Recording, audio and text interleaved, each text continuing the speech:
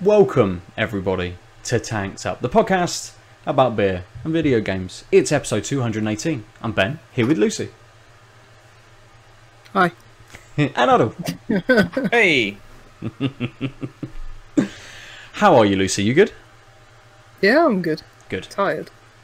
Okay. Good. Okay. Aadil, how are you? Surprisingly the same. I sort of, started to play a video game after you guys reminded me that I was supposed to play a video game, and then fell asleep. It's a little too hot in this room, and I haven't been sleeping well, and just fucking passed out. That's fair. It's another warm day. Not quite as hot as it has been in recent weeks, but a little warm. Not too bad. This is, my hair is more unruly as a result. This is bedhead. Is that rubbing it in the pillow? Kinda, yeah. Yeah. Let's crack open some beers. Aadil, why don't you start us off this week? What are you going to drink first? Yeah, sure. The guy who's very much ready. It's going to be this thing. It's the Hopstravaganza from the White Hag. It's a hazy, it's a collab. It's a hazy IPA with Crosby hops and Loughran brewing stores. Okay. It's our birthday beer brewed in conjunction with Crosby hops and Loughran brewing stores. This big, juicy, hazy IPA is a celebration of our 6 years of making beer with friends and family here in Sligo. This celebration takes place at Hexcells, an international brewing festival at the White Hag. Not sure if that festival happened, but it's 6.2%. Want to win a trip for two to Hexcells? Check for the golden ticket with this can, or visit hexcells.com to enter. I think that might not have happened. Maybe an alternative prize, perhaps. Yeah. Anyway, Nice so big it's got this lovely, very birthday festive, in-your-face coloring tin. Is that a 6 on the front as well? Does it kind of resemble a 6? Yeah. I didn't notice because I was looking at the art in the reflection, and of course it's swapped. Yes. The weirdest thing that webcam companies decided they will always do. Yeah, who knows why. Yeah, so that's what I'm Cool. attempting to crack. Lucy, what have you got? I am going to drink a beer from Burning Soul. Ooh. And it's called World King Fist IPA. I got it this weekend, and I like it because it reminds me of the Tekken, the King of the Iron Fist. King of Iron Fist, nice. And there's like some weird robotic samurai guy in it, so I don't know what the inspiration is. Probably looks like some kind of Overwatch character that I don't know. All of their cans are black and white, aren't they? Yeah, with a bit of red on it. Yeah, red in the sort of the labelling. Yeah. Yeah. Yeah, they only recently started canning, in the last 2 months? So, yeah, I like the uniformity of all their, like, can colours and their can art and stuff like that. But, yep, brewed in Birmingham, 6%. Doesn't really give me any information of what the specific hops are. Okay. Which is a shame. Yeah, so no flavour text really. Yeah, just Birmingham based IPA, 6%. Nice. I'm sort of coming halfway towards you, Lucy, because I'm going to drink a Deya. I have got Something Good 5, which is an IPA, 6.2%. It also says "Welcome to Deya" on the front of the can. This does have a little bit of flavour text. So Something Good is a rotating IPA series where we explore new ingredients, techniques and processes with the hope of hitting on something good. Enjoy. For the 5th iteration of our Something Good series, we use Strata hops to create a beautifully balanced and juicy IPA. Strata is a newer varietal, one which we first encountered on our trip out to Yakima last September. Oh, typo, September. Backed up by a little bit of Idaho 7, Something Good 5 is an IPA in our house style, utilising the new, most exciting hops. So yeah, there you go. Crack that one. It's got some planets on it, flying through the don't know. Galaxy. I mean, it's one of their Hmm. least insane sort of can art sort of styles, I think really, got a isn't it? crocodile man on it. So. Yes, yeah. I'll open this. Aadil, we'll come back to you. Yeah. So, it is hazy, and it's not. It's quite like you can see my finger through. Again, I've got that main light there, which is probably making it harder to see, but I can definitely see through it. So it's not. It's hazy is a good description. It's kind of semi. It looks more solid, I think, on camera than it is, I guess is what I'm trying to say. Mm-hmm. The head was quite a fizzy pour with like maybe 1.5 inches of head, but it all dissipated pretty well. You can see just how much of the pour was head just on what's lingered on the top. Yeah. Smells very fruity, and a little dank. It's like a light pineapple-y tropical fruit with just a bit of it's like the tart part of the tropical fruit has just gone a little off, that kind of melding of tropical and dank. Nice. Mouth feels really good, nice, coats the tongue. Lingering sweetness.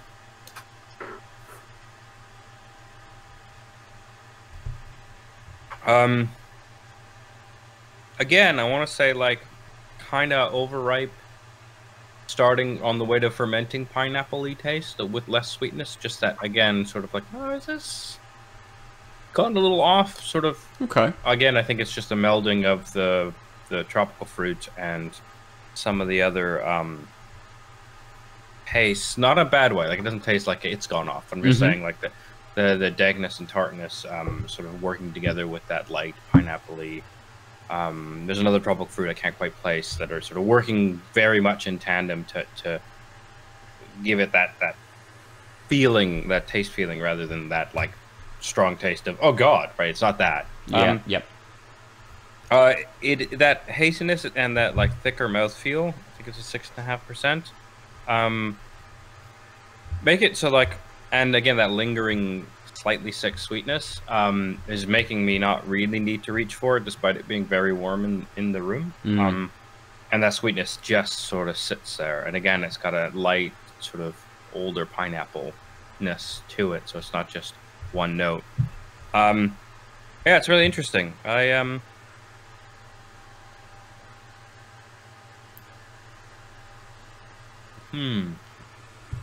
Something else missing, but yeah, it's refreshing. It's definitely not what you want to reach for on a really hot day, because again, it has this thickness to it that doesn't encourage repeat visits. In fact, I'm a little thirsty, but I'm kind of like, nah. It's just very odd. It's that a beer is sort of kind of actively discouraging me from going full bore. Yeah. But yeah, it's quite tasty. Nice. Lucy, we'll come back to you. Yeah, as soon as I popped the can, got this really nice, like, tropical, like, just really fresh. I mean, this probably was only canned a few weeks ago, so maybe that's why, but yeah, like, really fresh, zesty, like, tropical fruit smell. Head's gone a bit now, but it had a really nice, like, frothy, foamy head that lingered quite a long time. It's really nice. But yeah, having to go in a bit closer, but still getting those, really light tropical aromas as well. It's got a lovely colour to it. Looking at it, yeah, it looks a bit more ambery from where you are. Okay. Yeah, but it's quite, just like a deep yellow from where I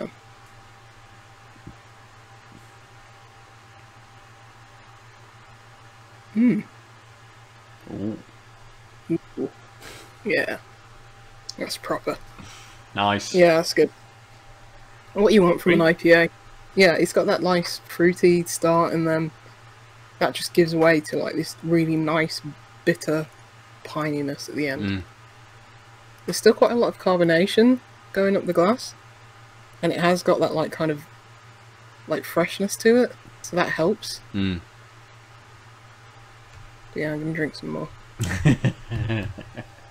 You've got to, mate. Mm. Yeah, it's got a slight sweetness to it as well. Like when I was smelling it, it sort of smelled like almost vanilla-like. Mm-hmm. Maybe it's because I was thinking of their ice cream pale ale, which they do as well. But it had that kind of the same smell that gives off almost. It had, I could sense it in this one. It's a bit of sweetness, but yeah, it's not an overbearing sweetness because I don't really like beers that are too malty, too sweet. Mm-hmm. This has that, you know, that fruitiness and the slight bit of sweetness. I don't know where that's coming from, but it just gets, you know, washed away by this nice bitterness. This is probably on the more bitter side for, you know, people who don't really like bitter beers, so this is probably right at that edge, but I really like it. It's nice. It's nice. It's a nice way to round it off, to balance off those initially sweet flavours. Although they are like quite short. A lot of the tail end of the middle is mostly bitterness and pininess. But yeah, it's a really good beer. Nice. I think this is a new one from them. I don't think I've ever had it on like draft. Mm-hmm. I don't remember having it when I've been to their brewery. When things were normal last year. So. When you were allowed out of the house. Yeah. So I think this is a new one, and this makes for a really solid.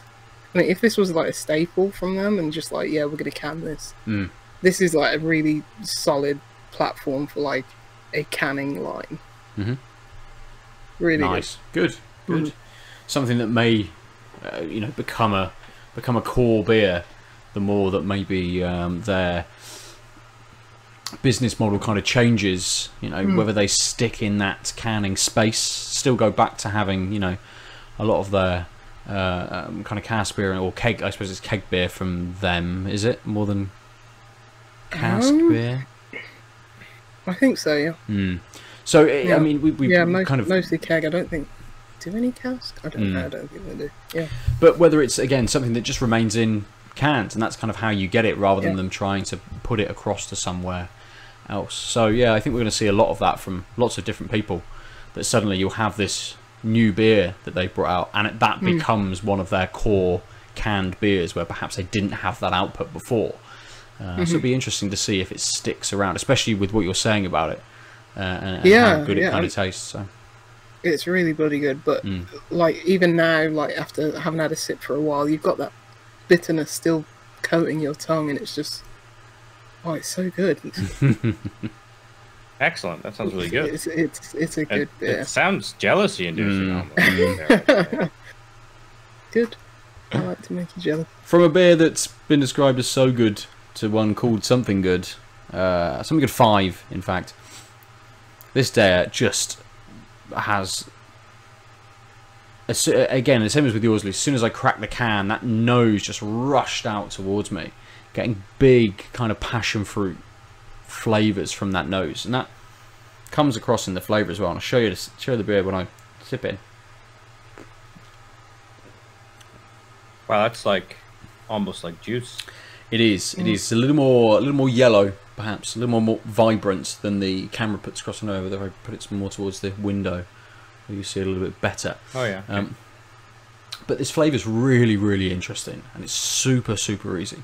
So I'm getting a nice amount of kind of passion fruit kicking through. There's a little bit of citrus in there as well. I don't think it tastes like it, but it almost reminds me of Lilt. It's kind of got that slightly piney kind of aftertaste to it. So it's not a big piney bitter finish that kicks in. The passion fruit kind of just fades. There's a little bit of citrus kicks in, and then there's just this piney note just leading everything out towards the end. I know from not last week, but when we had Pillbug on, I drank 2 beers which both had strata in them, which were a bit bigger than this. So they were more dank. They had a big kind of weedy sort of nose to go along with those tropical flavours.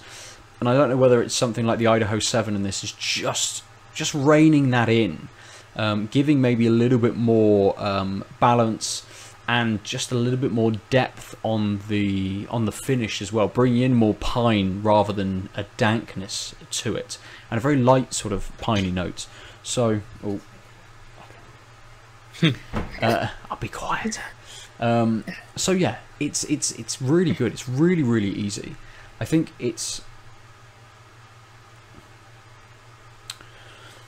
trying to think of those other two strata beers I had a couple of weeks ago, and it's just so much easier and just very, very well balanced. And those beers did some good things. They had some nice flavors to them. I think it was one from Pressure Drop and one from Track, and both good beers. But this just reins it in. I think it makes a better all-round IPA.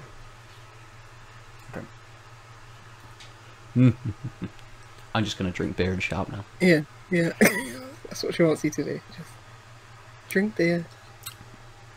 Exactly. Right. We'll move on to our first topic then. Who wants to kick off this week?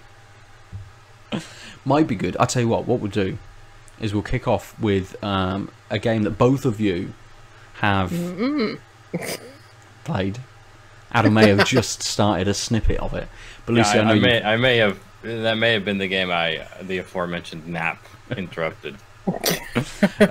Which is called The Almost Gone, I think. Yeah. Yeah. And it is very dreamlike, so maybe that's why you fell asleep at it. Yeah, maybe. Yeah, we'll go with that. It came out on, I believe, probably all platforms, apart from maybe main console. Last week, 25th of June. Yep. It is a puzzle game, an isometric puzzle game, where you are sort of looking into these like little dioramas, and they're all like, you know, rooms of a house, or like separate parts of a street, or later on different parts of a hotel or a hospital. And and you'll get there. You'll get there pretty soon, because the game's probably only about 3 hours. I think it's separated over.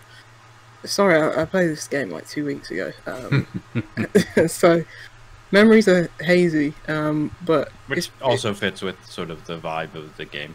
Yeah. But yeah, I think it's set over like 5 different chapters, if I'm not incorrect. But yeah, the chapters are short, probably maybe 20 minutes to half an hour each. But you're basically, I played it on iOS, so I played it on touchscreen. Are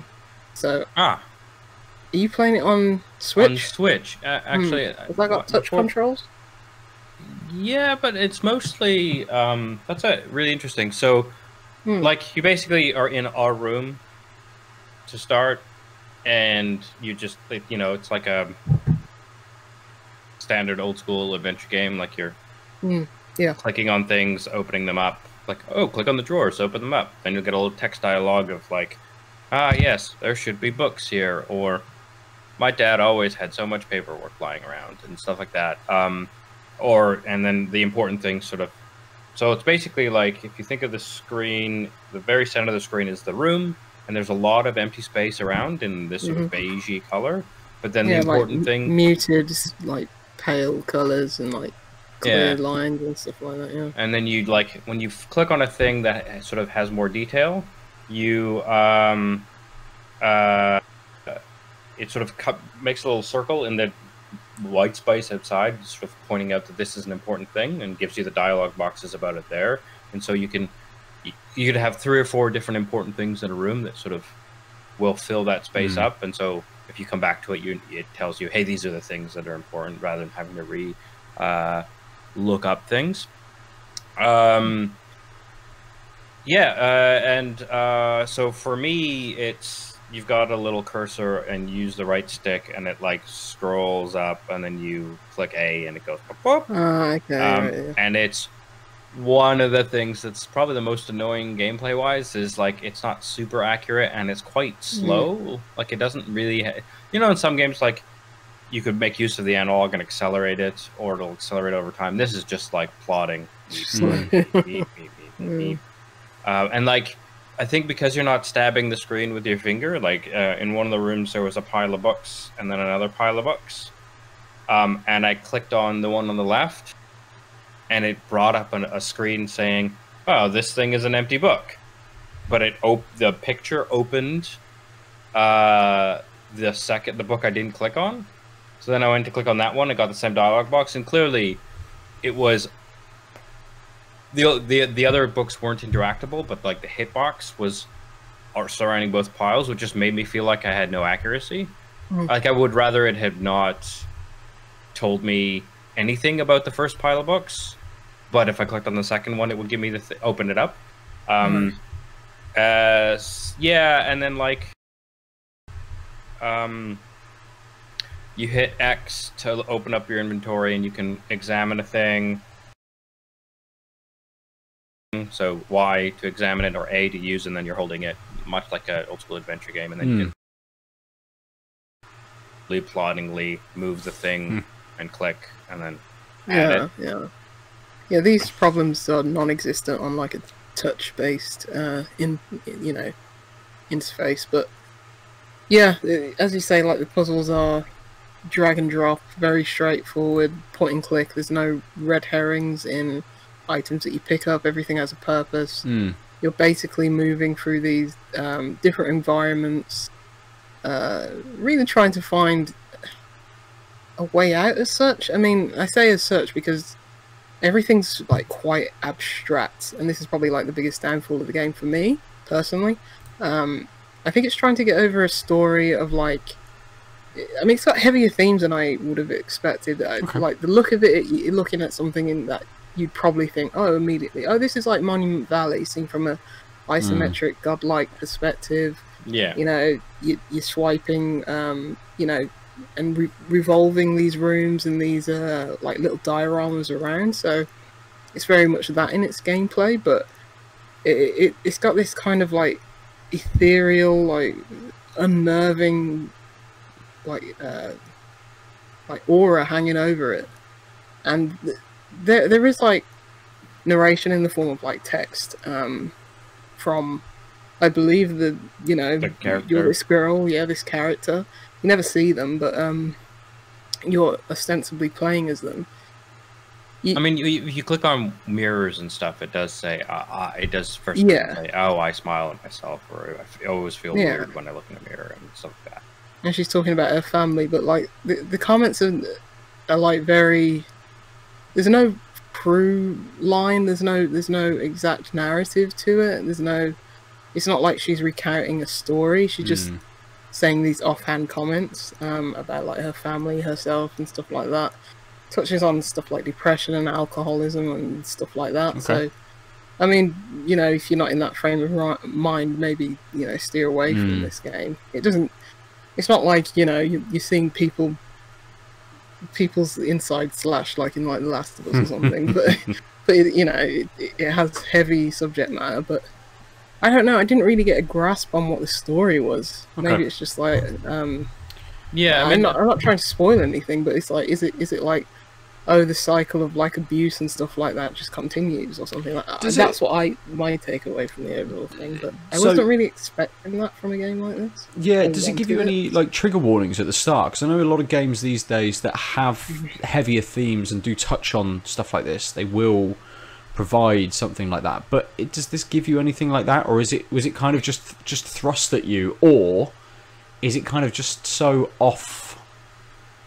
I would say, and it doesn't really focus on things. It's kind of a bit more tangential in how it describes those sort of elements. I would say you can't avoid it. Right. Okay. Yeah.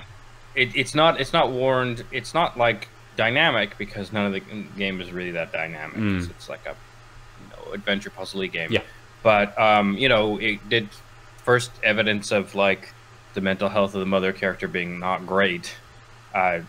Was kind of shocking. Because it was like you found, and it was shocking to the character, but also you, and it made it worse almost, because it's like, you're snooping around the house, and then suddenly you find some psych ward piece of paper talking about her antidepressants, and then use the text box as, I didn't know she was that bad, but it explains why she was sad, or something like that. Like, can't remember the exact lines, but then it was like, well, that's super heavy. Like, you acknowledge, like, in the same moment that you say, you learned that the things weren't great, you learned that the character knew things weren't great, but didn't know all the things that were going on in their house, and it gives this weird push-pull, and then, like, a couple... And then literally 2 rooms later, because again you're moving room by room, and again that you use with the the other stick, and you have to like aim it in the right direction of arrow. Yeah. And that caused me a bit of problems, like on a touchscreen, and sometimes I'd get lost. Like it is like these rooms and stuff like it is quite maze-like, and it would have helped if there was like a little mini map. You know, yeah, but I think that, I mean, again, the whole point is that you're not actually in that house, right? It's a dream or something. Like counting memories or something. And I think that's why it's supposed to be kind of harder to navigate. But I agree with you, Lucy. I don't think it achieves that goal to the level where it's useful to be that obtuse. Yeah, right. Like it's kind of like, I get the vibe you're going for, but it would, you know what, it would be even better than that vibe. Just a more coherent gameplay loop where I can consistently get around the house and stuff. And again, on the Switch, if I didn't, because you use the left and right bumpers to pivot yourself around the room to your perspective. Yeah. But that means that if you're at a kind of an odd angle on the room and then want to head out, you can't just like hit right, because now it's this weird diagonal that it really wants you to like get right on the analog stick to walk down the hall. And I can see on a touchscreen you would just hit the arrow that's indicating what the escape is. Or when you were revolving the rooms, it took me a while to get used to it, but you had to like kind of touch a certain area on the screen and then like hold down and drag, and that wasn't immediately like once you knew how to do it, it was fine. But so kind of like multi gesture. Yeah. But it's as you're saying, Aadil, like the tone of it is very contrasted with like the look of the game.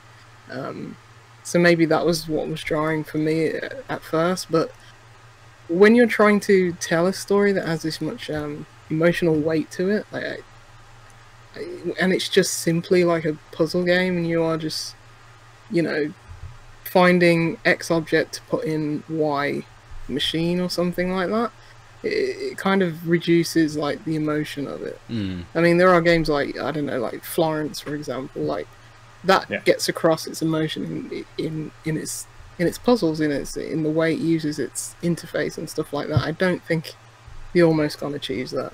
And whilst I did enjoy myself, it was like, oh, I enjoyed putting the puzzles together. That kind of weight of like this story, which I wasn't sure what was going on, and the themes of it was probably a bit of a drawback for me. Yeah, okay, that's fair. Yeah. Do you think it's something you'll continue on with, Aadil, and try and get a little bit further through? Yeah, I mean, so to be honest, so I was probably like 25 minutes in, which apparently is like a quarter of the game. Yeah.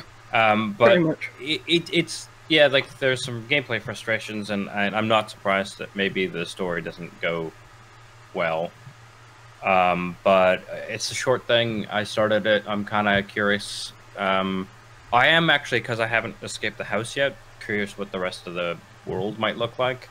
But mostly it's probably just like sunk cost fallacy. I started it. It's short. I might as well finish. The environments are different enough. They're not all just houses, and the puzzles do, even though it is just like, you know, standard point and click affair, the puzzles, you know, they do get more, you know, they're not more elaborate, but there's different scenarios, and there's different environments, and there's different objects you pick. You're not always in a house, so that's good. And the game's really good looking. Like I enjoyed like snapshotting some of those little dioramas, and they make like great like back, you know.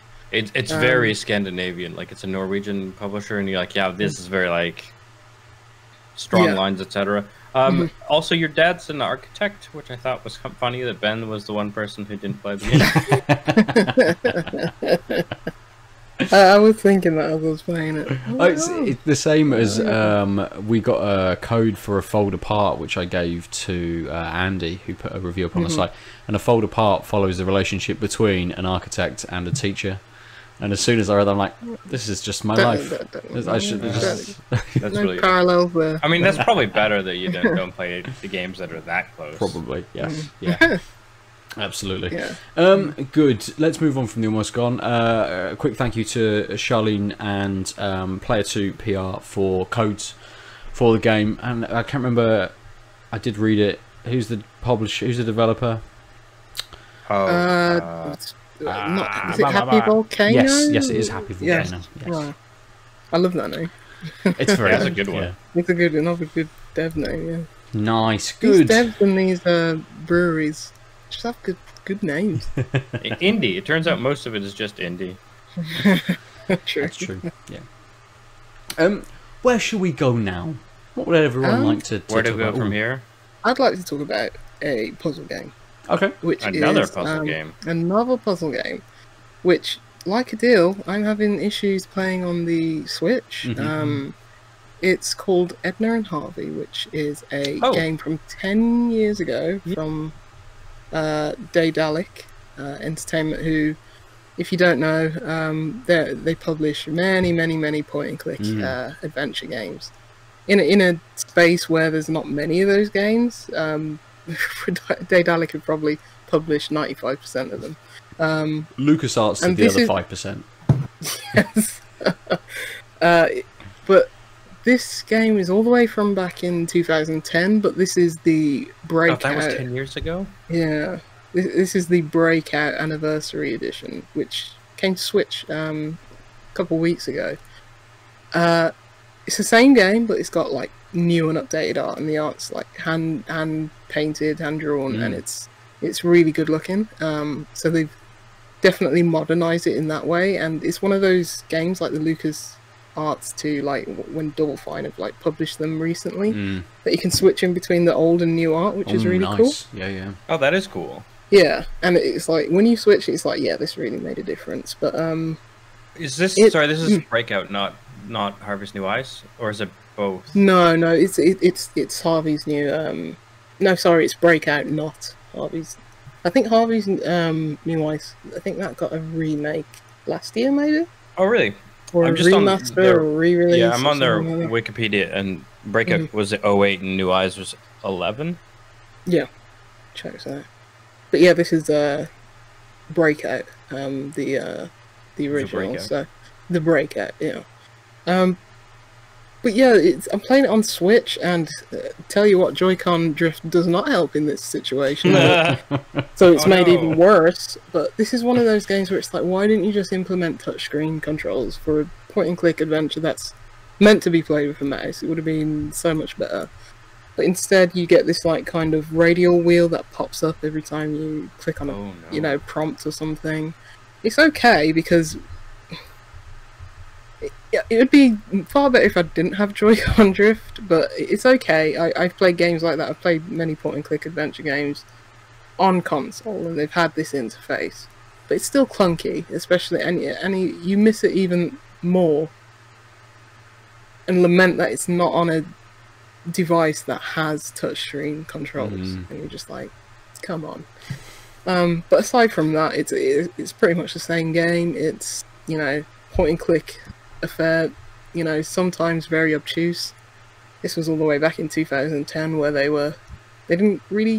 wanted to recapture that obscurity of like some of the puzzles and stuff like that. But yeah, you're playing as this woman in this very exaggerated mental asylum who's trying to break out with a like toy bunny who she thinks talks but doesn't, because she has some kind of mental health issues, and I say it's very exaggerated. The game starts with her in a padded cell, so don't look for any kind of subtlety or nuance to mental health in this game. But yeah, it's that kind of like Sam and Max cartoony point-and-click game. Yeah, that's a very good way of putting it. I recall the games when they first came out, although I don't know which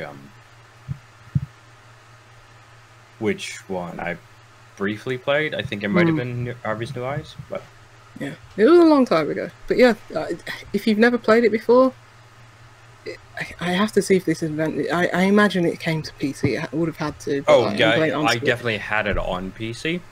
I mean the re-release. Probably the still release, do. Yeah, Yeah. let me look it up. But you know what? The original, it's still the same game. It's just like the art is a bit more updated. But yeah, that Switch is probably not the best platform to play on. So does it not feel like there's any more quality of life improvements to it? I mean, is this something you played when it originally released, or within that couple of years time frame? Yeah, not originally when it released, but some years after. I'm not sure if I ever finished it. So I definitely wanted to return to it to finish it, but I can't remember. I don't think there's any more quality of life other than the visuals, but Okay. I could be wrong. Sorry, what edition was this? Sorry. Is it not called the Breakout Anniversary? The anniversary edition. So that came out on PC in December. Okay, yeah. So it's just recently come to Switch. So yeah, and maybe it's play it on half off PC. in the shrewd. Hey, we're selling it on this platform, Yeah. but you can buy it cheaper on the old platform. Yeah, get it on PC if you're remotely interested. Yeah, it's only £8. Yeah, and Daedalic published very good. Yeah, I don't know what Daedalic's last game was. I think they're very much moving into like the 3D adventure space that probably nobody wanted. Oh no! Recently, but the way people did back in the early 2000s. Yeah. Yeah, it turns out that they're just like 10 years behind.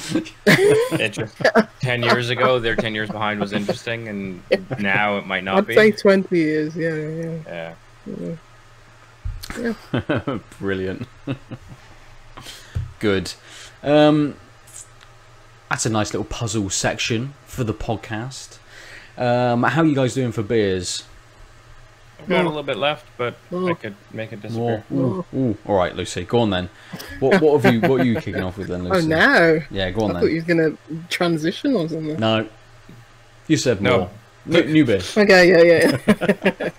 I'll have another burning soul. You do it to yourself. Yeah. This is the quote of the day. Yeah. This is the Zephyr Saison, which is 5.5%.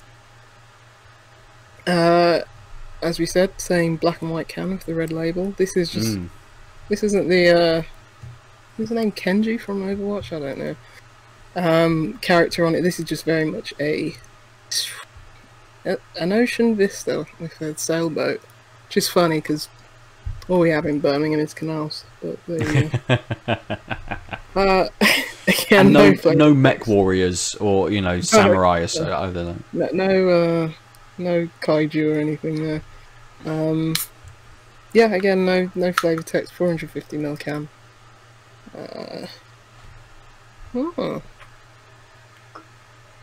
Sorry, I was just having a look at the best before. The IPA had 11th of September 2020, whereas this one has 11th of June 2021. Oh. I don't know if it's because of the style. Yeah, maybe just the way that sort of the fermentation, at least with the sort of the saison or something, happens, just allows it to live that little bit longer. I did just check when you said best before. I thought I'd have a quick look at the Deya. See, it was canned about 5 weeks ago, on the 21st of May, and they give 6 months. So the best before is the 21st of November. So unlike a couple of weeks ago, where I drank beers which were like 4 days before their best before, I've gone back to. I thought that was going to be a trend. Every beer would have just been Ben drinks taking the rest. beers. Yeah. Aadil, what are you drinking next? I'm drinking after I rinse the glass because it's quite different. From Buxton, it's the extra porter Costa Rican coffee, roasted at Has Been, and it's from Finca Lico.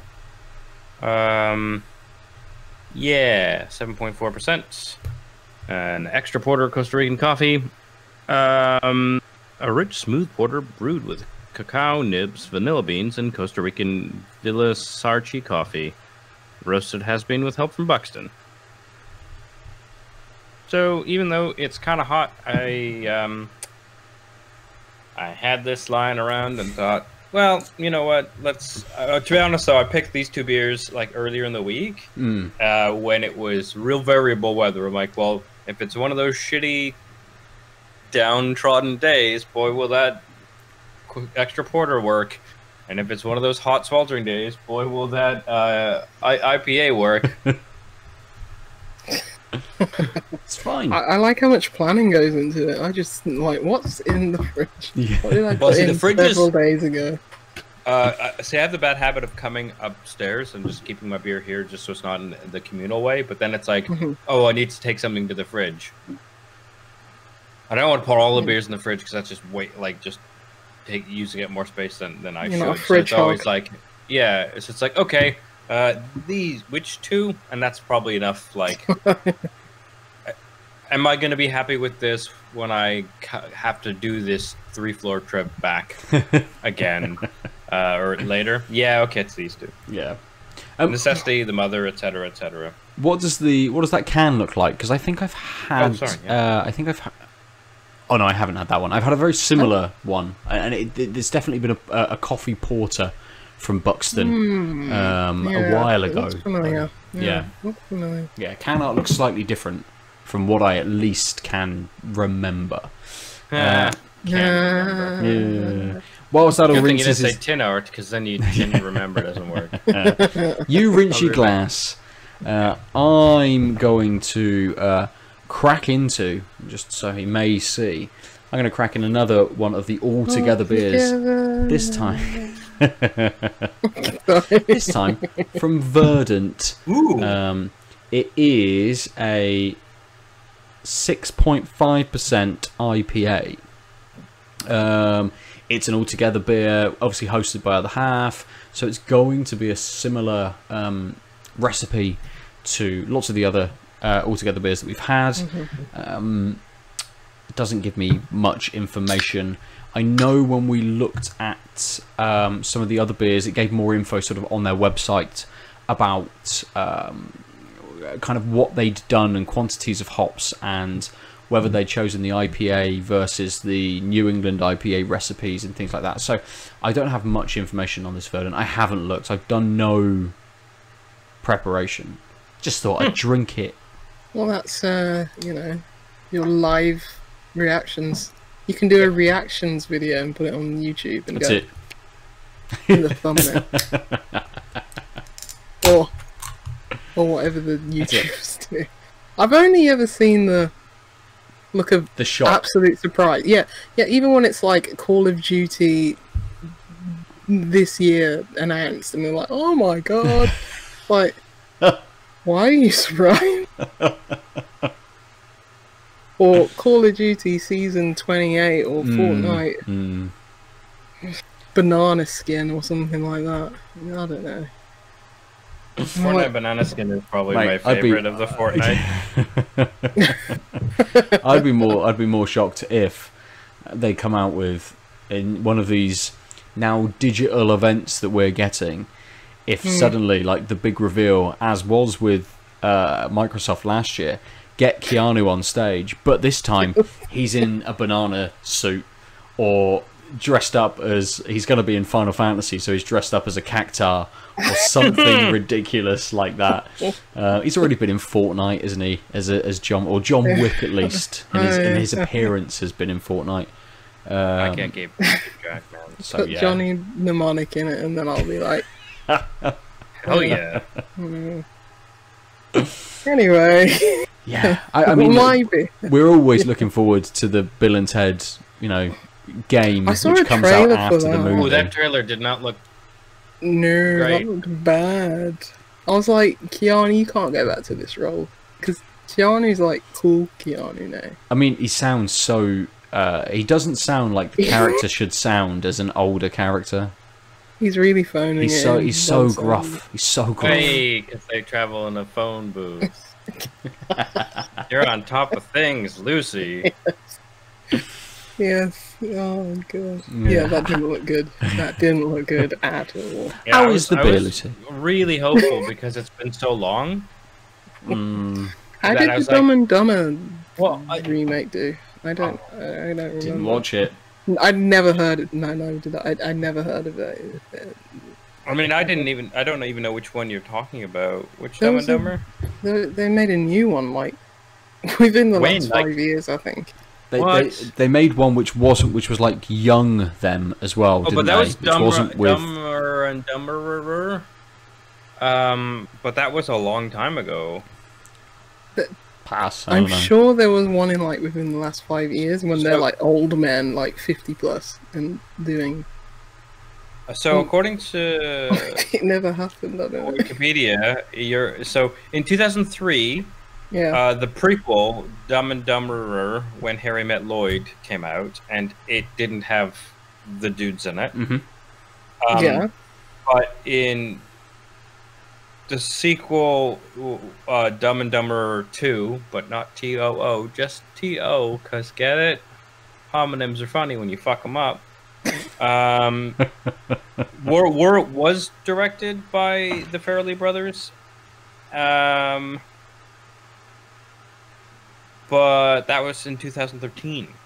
Yeah, like Okay. within the last 5 years, because we're That's only in the 7 year years. 20. No. This is the year 2016. That was like right around the time that the Edna and Harvey came out, the second one, which Yeah. is 2011. That Anyway. does not feel like 7 years ago. Yeah. Nothing feels like 7 years ago except the before Yep. times. I mean, Except time yesterday. is. Yeah, exactly. A COVID madness is where it still feels like 2010 was like a year ago, but also it feels like the beginning of 2020 was 7 years ago. So what's the better art that came out in 2013? Last of Us or Dumb and Dumber? Oh shit! They came out in the same year. God, 2013. What were you hell. thinking? Anyway, this How's the beer? Saison How is the smells beer? nice, yeah. Good. Oh God, I'm jealous of a Saison. It's the Saison Yeah, for that's Saison. White Saison, yeah. Yeah, it's got that nice peppery, like kind of fruity, malty, fruity, zingy smell to it. Mm. It smells a bit like, ooh, when I inhale a lot, it's like I just want to cough. I don't know what's in it. It feels like I had a Saison a few weeks ago, didn't I? And it definitely had that like kind of estery smell on it. Not getting it quite from this, that kind of like Belgian yeast Okay. aroma, but that's just in the smell. Mm. Yeah, it smells much more poppy. When you say poppy, do you mean it's Not like not the opium. The Sody? I meant more like soda, yeah, like soda-y, sweet. Yeah, and, sorry. Yeah, Sody pouring poppy? it- Sody poppy. Yeah, pouring it, the head dissipated real quick. Mm. Still got a bit of carbonation, but yeah, it's almost like fully clear. There's just a little bit of haze in it. Tasting it,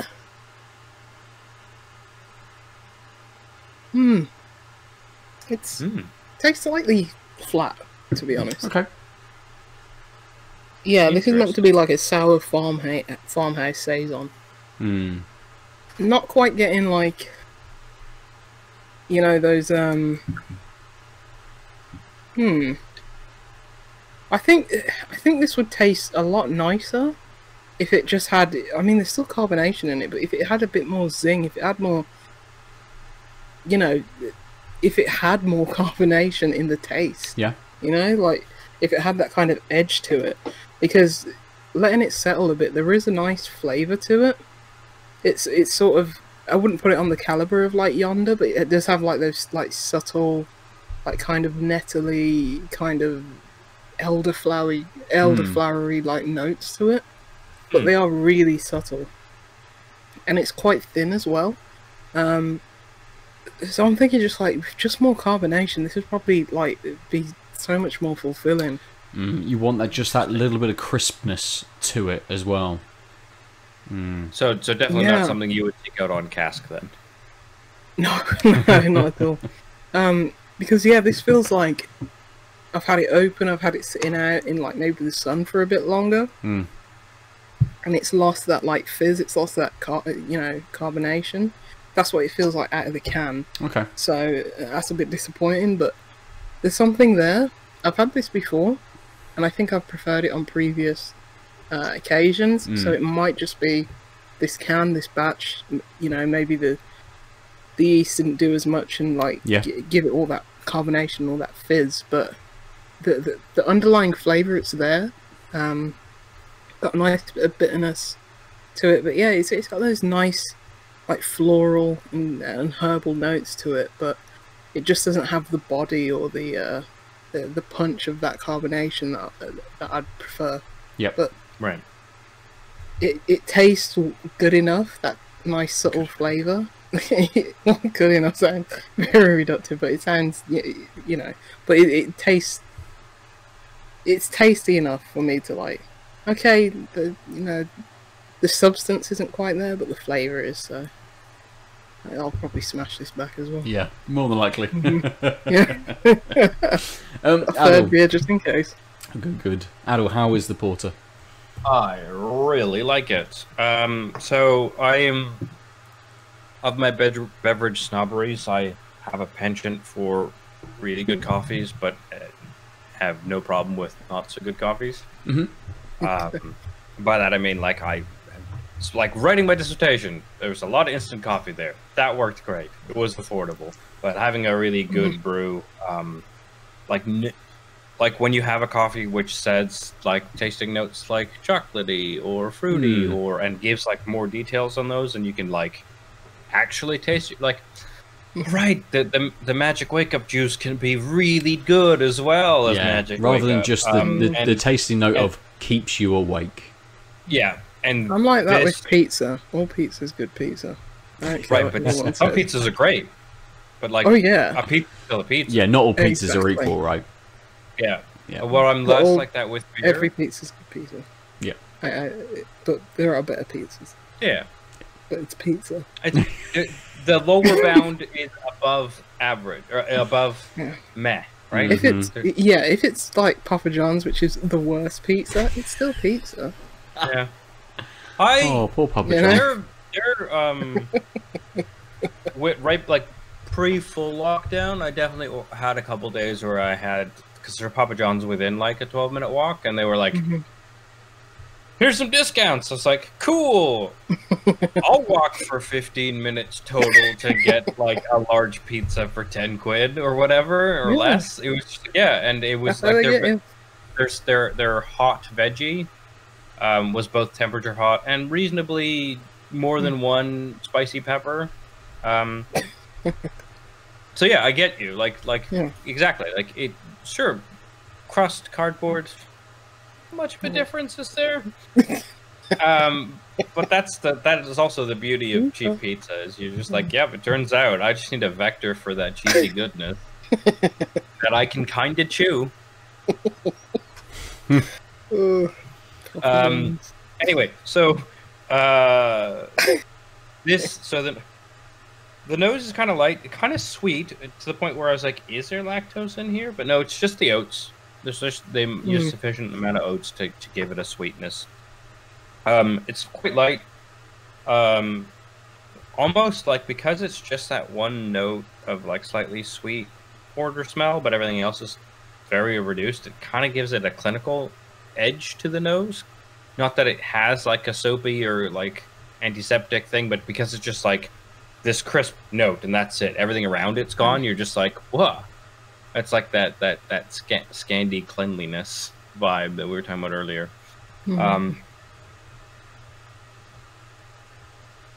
It's really refreshing. So it's 7.4%, dark as hell. Good lacing. That coffee just like, it doesn't start super strong, so you get that nice intro to porter, and then it's just like, oh right, this is a solid sort of slightly fruitier coffee, I want to say, whatever they roasted it has been. But again, it's like still got, like, it's a coffee porter, so it's got those more round roasted notes. But again, they're not. It's not too roasted. It's like a one of those nice coffees you get that isn't sort of burnt tasting or not super in your face. It's well rounded. And that the sweetness of the amount of oats they were using brings it really well together, and it lingers with. Honestly, except for the fact that it's got that alcohol and so the sweetness just kind of sticks to the palate longer than it would with a coffee. The vast majority of the finishes, I had a sip of a good coffee earlier, which I find is rarely the case. It's usually, this is beer with coffee notes. Yeah. And this is like, I'm kind of like, if I'm not paying attention, I'm like, oh, that lingering taste. I had a good coffee. No, wait, I had a good coffee beer. I was like, never quite. It's very rare to have a coffee beer that sort of gives off the aftertaste of quality coffee. And I really enjoy it. The Siren coffee line. Yep. Yeah. Those. I mean, I'm not a seasoned coffee drinker or coffee drinker at all, but with those, then yeah, definitely. Yep. You can tell. Yeah. Where it's like, oh, we just threw some coffee beans and hoped for the best, versus. Oh, we drink coffee as well, and we want to showcase that. Yeah, we know. Yeah, wink, wink. Yeah, I mean, they call it an extra porter, I think, because it's 7%. But it's just, to be honest, I'm actually curious what has been brews. And I mean, it doesn't. It's not so coffee-like that I can be like, okay, so what I know about like Costa Rican coffee is just clearly is Costa Rican or whatever, blah blah blah. But like. It's clearly a small lot, like all from the same place, so there's consistent flavors coming out of it, which is one of the main reasons, like for coffee tastes, why you don't get that on whatever you buy in the supermarket. Isn't necessarily just the beans are so shitty or weren't grown well. It's the fact that they buy it from a bunch of people, and so the different tasting notes all get muddled, right? It's like, what if? Sorry, I'm gonna do an aside. So. In university, there was a club called Cowboys, because I come from redneck Canada, which had on Thursdays cheap beer night, where it used to be 25 cents a small glass, and then it became $1, I think. But the rumor was that it was the overflow re-swilled, which obviously doesn't make sense when you know how kegs work, but it's clearly like whatever beer we have, whatever way we can source it, whatever mixing, it was always garbage tasting, to the extent where you're like, I know all the cheap beers and I've had them on tap and nothing tastes as terrible as beer. But the idea of them swilling it together, somehow recarbonating it and sending it back to people because it's cheaper that way, obviously, again, university, you don't get how the world works. You're like, yeah, that makes sense, because this is terrible. When I was at university, the mixers we used to put in like the spirits cost more than the actual spirits. Yes, you know, of course, because all you cared about was that luxurious ABV, and then you realized, wait, I don't have to shiver me timbers every time I take a sip if I spend £1 more. Oh wait, it's £1 more. I'm saving £1 and hating everything I put in my mouth. God, this is the dumbest thing ever. But like the idea. So one of the reasons why you get this muddy to taste, or coffee to taste more like mud, or like just sort of just generic, is because they do the same thing with sourcing from coffee all over the world. So it's not even like the same locale, same water, etc. And then it's like grind it up, put it in the bag, whatever, or or we make coffee and then aerosolize it and then flash freeze it, which is one of the ways of making instant coffee, which is mind blowing when you think of how much tech goes into instant coffee. We make coffee and then we mist it to flash freeze it into crystals. Wait, what? That seems like way too fucking space age for this shitty product. But can we do it on a scale? And economies of scale? Yes. That's all they care about. Exactly. That's true. Anyway, so You can tell this is a well roasted, well sourced coffee, and it really brings out the notes of the porter, which again I think are leaning really well on the oats being used rather than something else. It's just sort of well rounded, it's clearly well planned, and it came off very well. Good. Yeah. Good. Nice. Okay. I've been drinking a little bit of this Verdant Altogether beer and trying to remember the previous Altogether beers and sort of their flavour profiles, hoping that maybe sipping this would bring those back.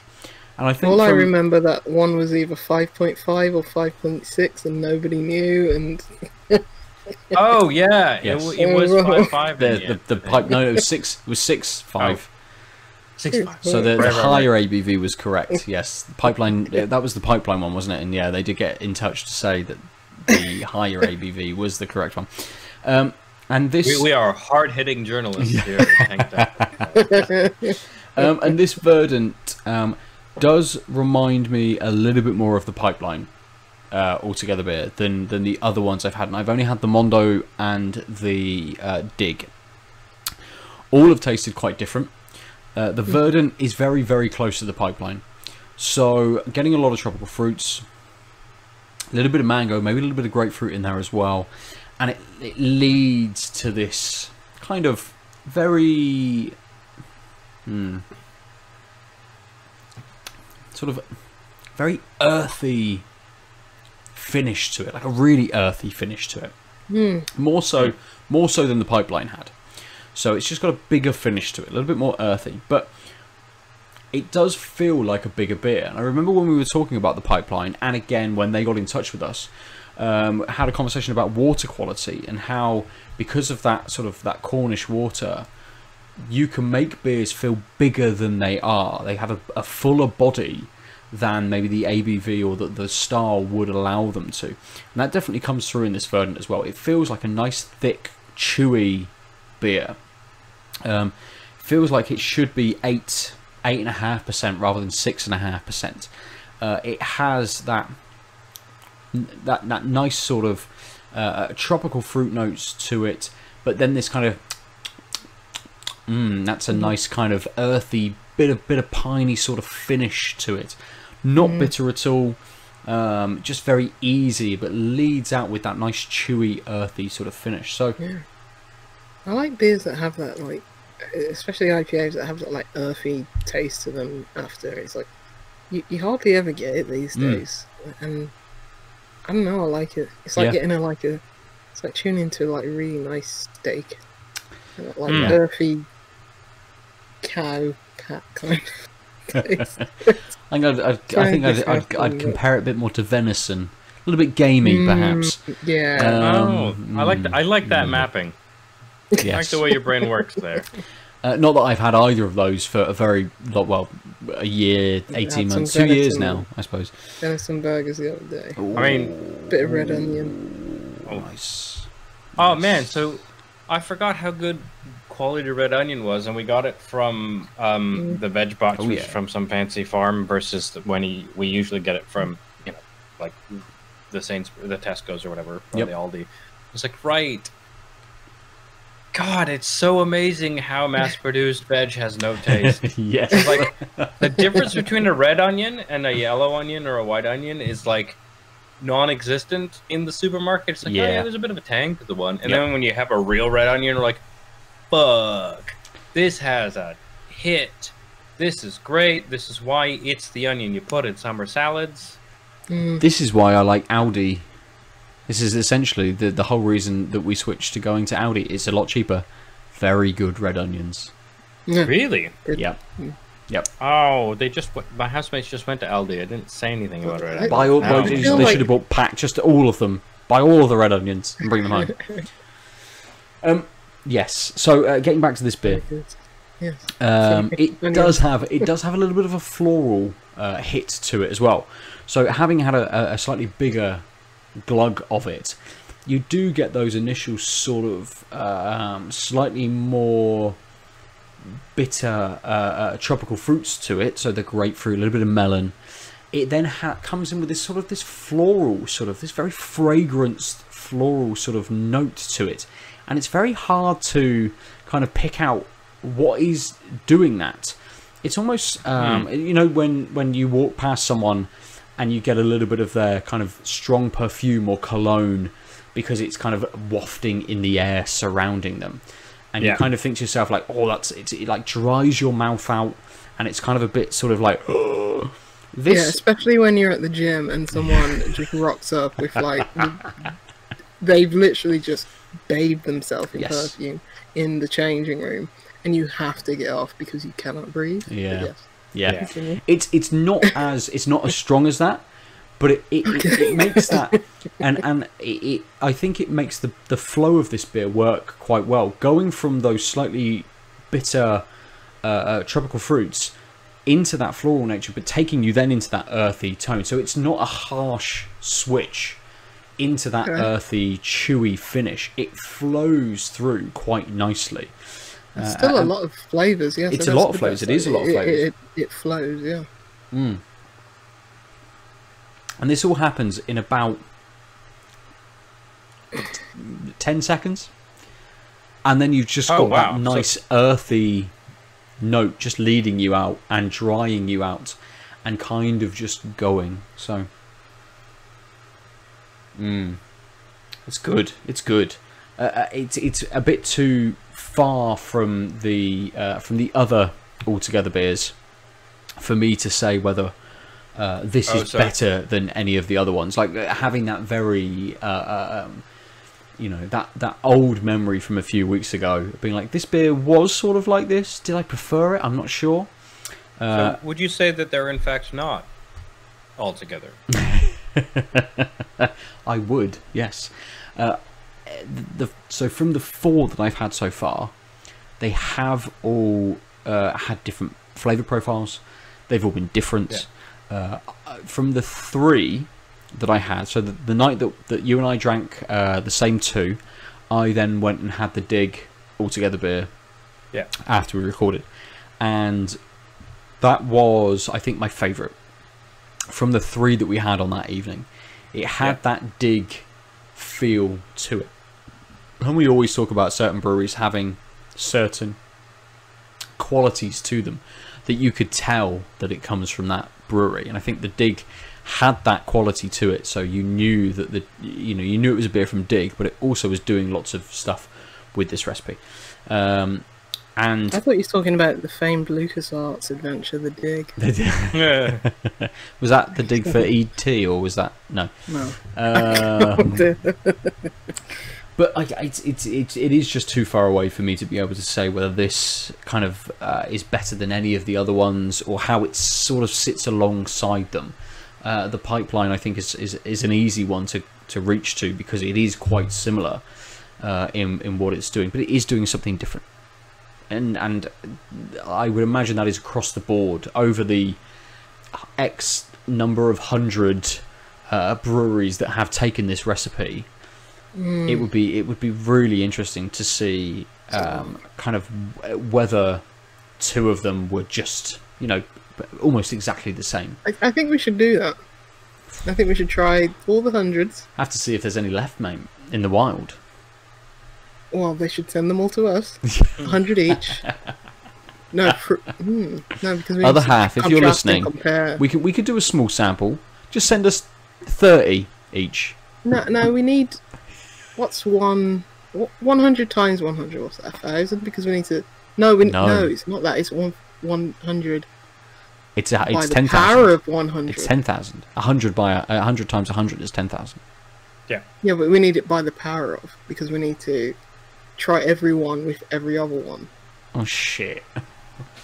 So it's not quite the power of, though. No, right? it's not the power of. That's the. It's what is it? It's N. Factorial. It's a big N. Yes, factorial. Yes. Yeah, not to the power of. So it's 100 times 99 times 98 times 97. Yes. So what is that? That's how many beers? That's a lot. That's a lot of beers. 100 factorial. That's at least our next 218 episodes. 9.33 times 10 to the 157.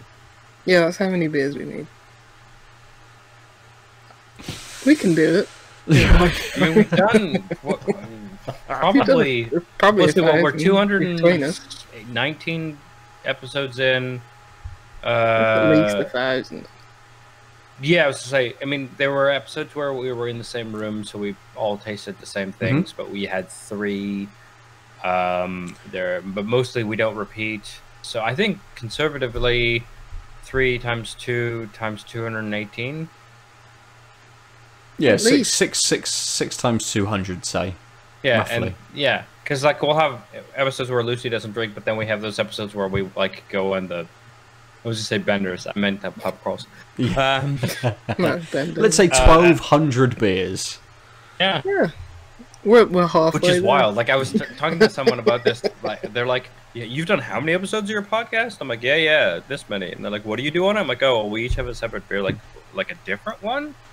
How do you have more beers? I'm like, there's always more beers. And then I was like, shit, we've had a lot of beers. Like I alone via this podcast have had hundreds of different beers. Yep. Yeah. This is which what is like I did, one of the weirdest things when you think about it in the abstract. Not It's really. like, well, the average person is in a like, week, really. I've tried 25 and I like these 2. I only like the second one if I can get the first one. It's like I've tried more varieties of beer than some people have had cans of beer in their life. Yeah, true. But that's why I did a A-level in maths, so I could times how many beers I need to drink by how many. Yeah. Oh, did you get in it? Did you finish that A-level in maths, Lucy?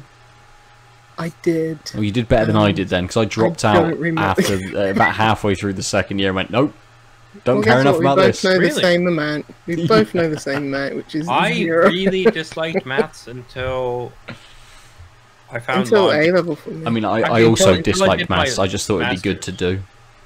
Yeah, everyone does. But like, so much of like what they teach you in school in maths is like not interesting or exciting maths.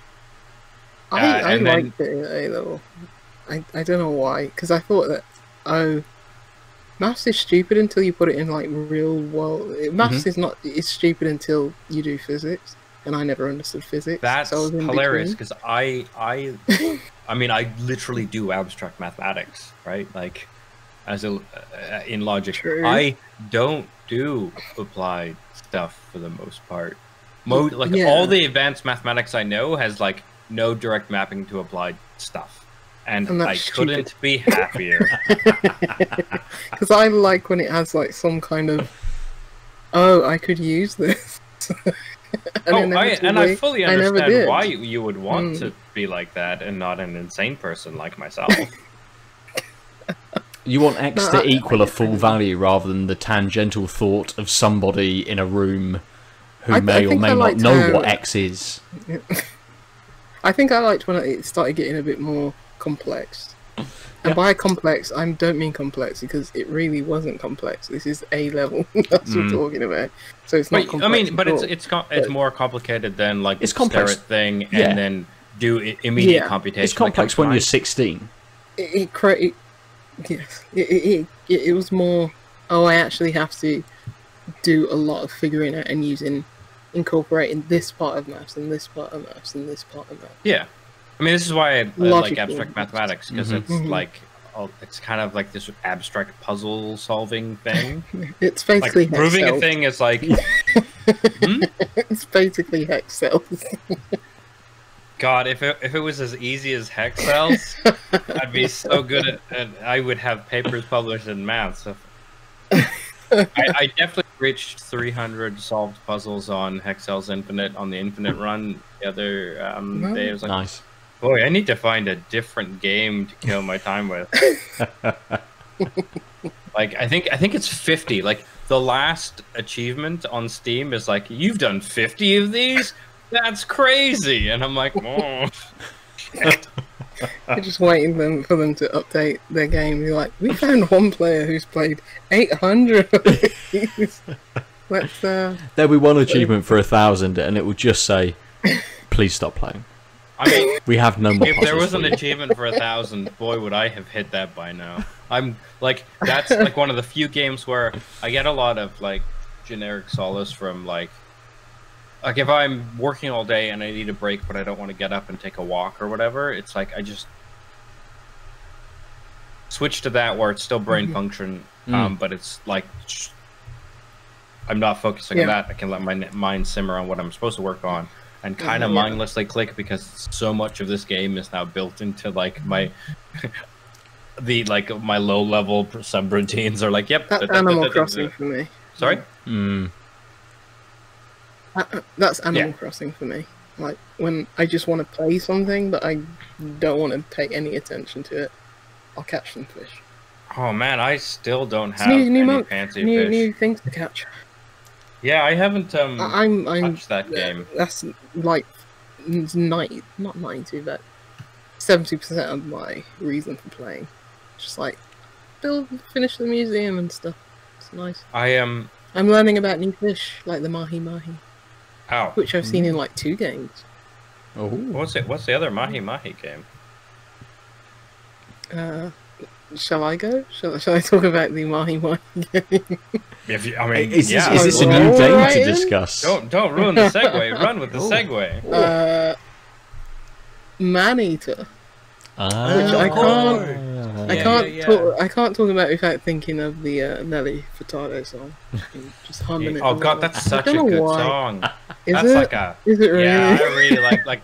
I was still going out dancing in bars in Calgary when I came out. That and Promiscuous Girl. In the before times. Yeah. In the well before times.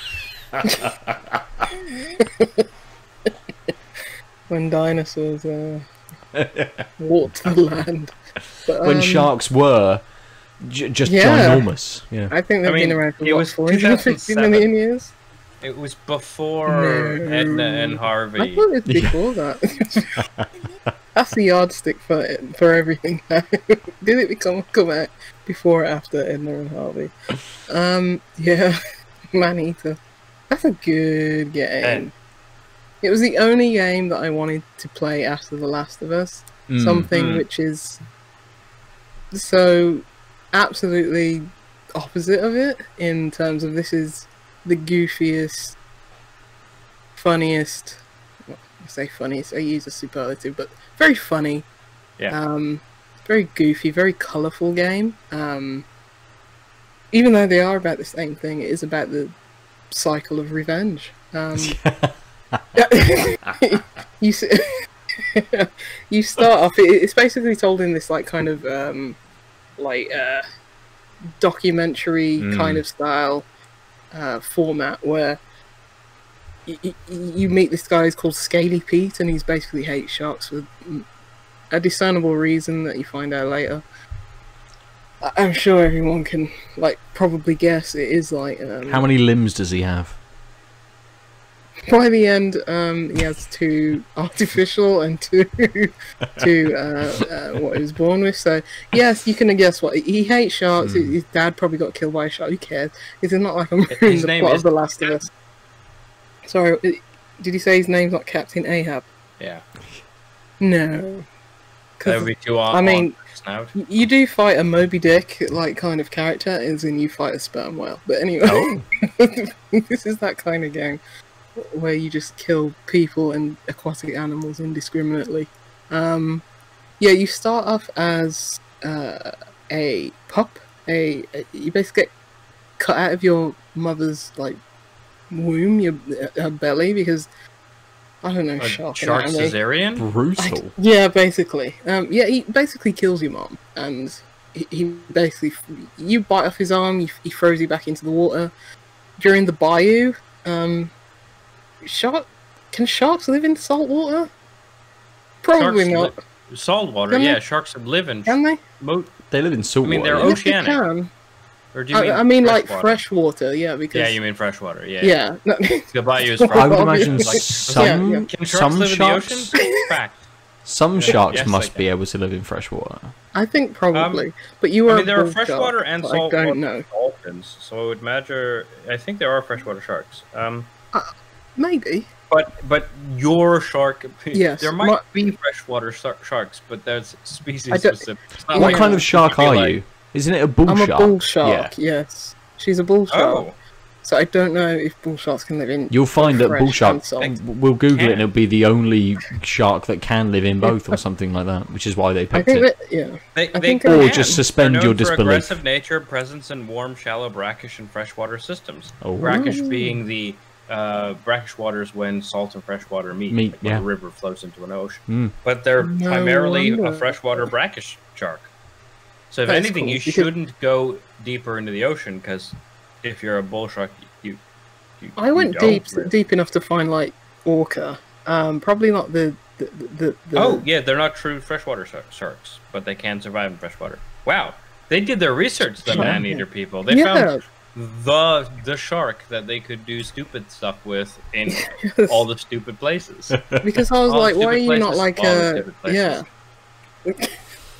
Why are you not like a great white or a bass shark? Well, you wouldn't be a bass shark or a whale. I mean, they've not made you like a megalodon either. They've not decided like we'll just make you this like ancient shark that has lived for the last 500 years or you know longer. Like you kind of turn into one by the end of the game, because this is an RPG. As Tripwire, the devs published, not published it, but advertised it. They say it's a shark RPG. Yes. Yeah. It is very much, you're a shark, you're an RPG. It's an RPG. You start as a pup in the bayou, and there are alligators, there are a group of fish, there's parrotfish, and they will have a number over their head and a health bar. And you basically, the more you eat, the more you grow. The more strengths you get, like better lung capacity when you're on land, because you can flop about on land, which is hilarious in the best part of the game. Yeah. Can we just stop calling things RPG elements? No, this is no. This is an RPG. This is an RPG. I know. I was going to ask you whether it's a true RPG or just a thing where you level up a thing, because boy, have I started to hate the fuck out of games where like, it's got RPG elements. You're like, wait, so you improve a skill at some point? Fuck off. We had skill improving before RPGs. It's not a useful category the way you say it. Please stop. Agreed. Like, there's no tavern that begins your quest. Is it really an RPG, is what I'm saying. Yeah, even games that have RPG elements that shouldn't. Sorry, looking at you, God of War. It's annoying.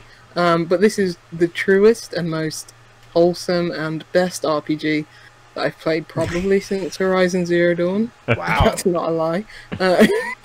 This is an RPG, because you do level up, and you do go back to previous waters, because you do go around. You basically, there's different environments. Eventually, you get to like deep ocean, not too deep, because it is that classic video game thing where it's like this net around the world, and it's basically a net, and it's basically an invisible wall. It's like, no, you cannot go beyond this net.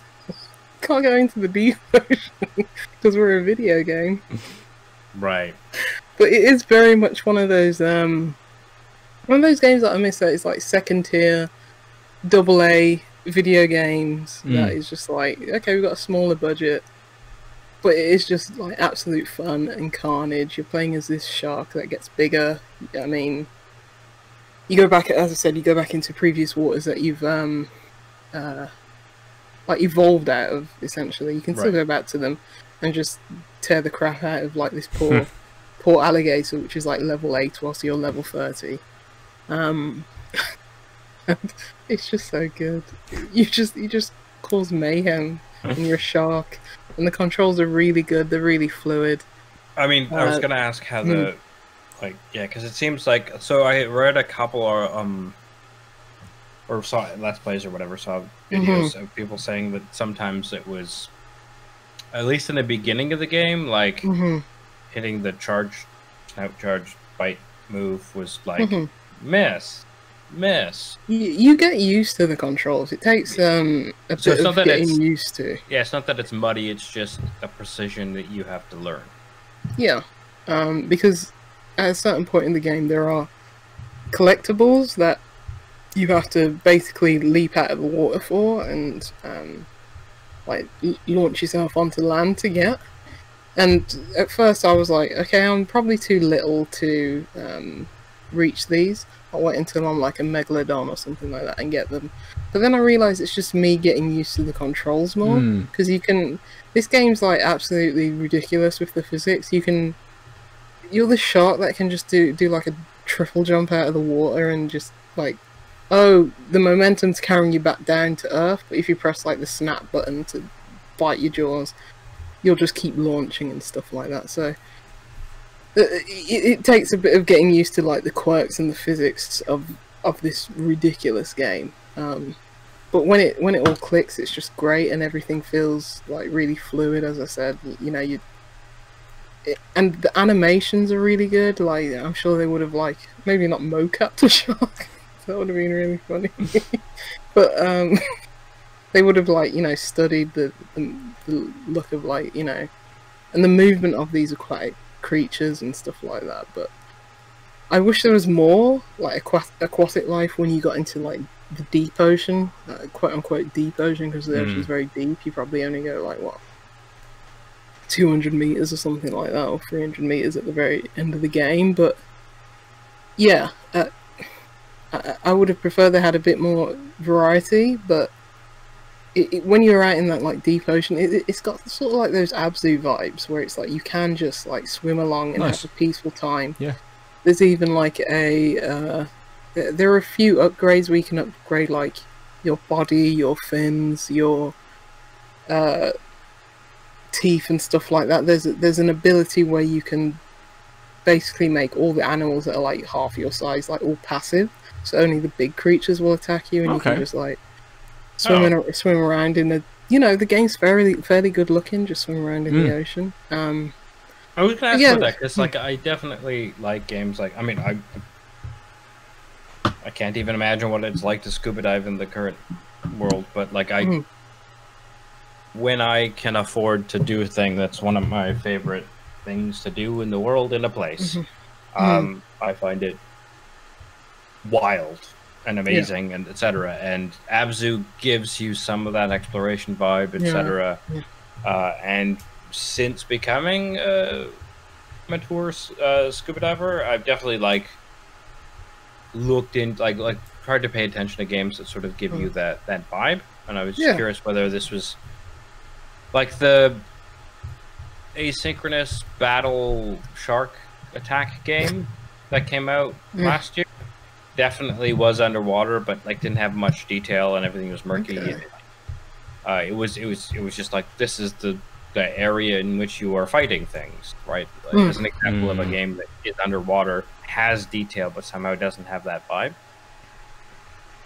Yeah, this game has the environments are varied enough where it's like, okay, I'm definitely in the bayou now. I'm in this like now I'm in like this sea life center, like orca show place, and then oh yeah, now I'm in deep ocean. And you do get that, as I say, it's good looking enough where it's got that kind of good enough fidelity of like, oh yeah, I'm underwater and stuff like that. But yeah, I think it can capture that mood when you're big enough and like things aren't attacking you, and you know you can just overpower them immediately if need be. But like only some of the animals go aggro on you for no reason. But as I say, you can like turn that off ostensibly when you get that upgrade. And like the people, the hunters, so they only attack you if you get your like kind of GTA stars threat level up. Right. You start munching on enough people, they'll only come and attack you, and it's easy enough to like hide from them if you go aggro on like people first. But yeah, my closing thoughts is like, yeah, it's just fun. It's one of those games that are mechanically satisfying. The gameplay's fun. I 100%ed it, and looking at like the stats on Xbox, a lot of people have 100%ed this game. Like a fifth of the people who have played this game have 100%ed it, like 20%, which is nuts. I mean, it's an easy game to 100%. I was just gonna ask, it's but probably still, about 10 hours all in all. Yeah. No one finishes games. No. No Let one alone. finishes games. But like, People so even if it's typically an easy platinum or 100% or whatever you want to call it, like that's still an achievement to get that many people doing. Yeah. Because boy, are people fickle. Yes, which is absolutely. fine. Which I think is a testament to the game. It doesn't overstay its welcome as well. It's like 10 hours to 100% complete, and That's good. yeah, I think it's a perfect length because it's like, yeah, it is kind of repetitive in the things that you're doing. It is always like, okay, find these landmarks, kill so many humans, kill this type of animal and stuff like that. But it's fun for that amount of time. But yeah, it's just so good and so stupid. Like, you get these upgrades where it's like, oh, press Y to use your active, and then this heavy metal starts playing, and you're just this shark like flopping about on like all these ships and boats, and it tanked my like frame rate because there was so much nonsense going on. It's like, I mean, that's pretty great. This is a good game. Nice. So yeah, fully recommend it. And I didn't pay for it because I used my rewards. Oh, it's a Game Pass? Yes. Oh no. Rewards points though.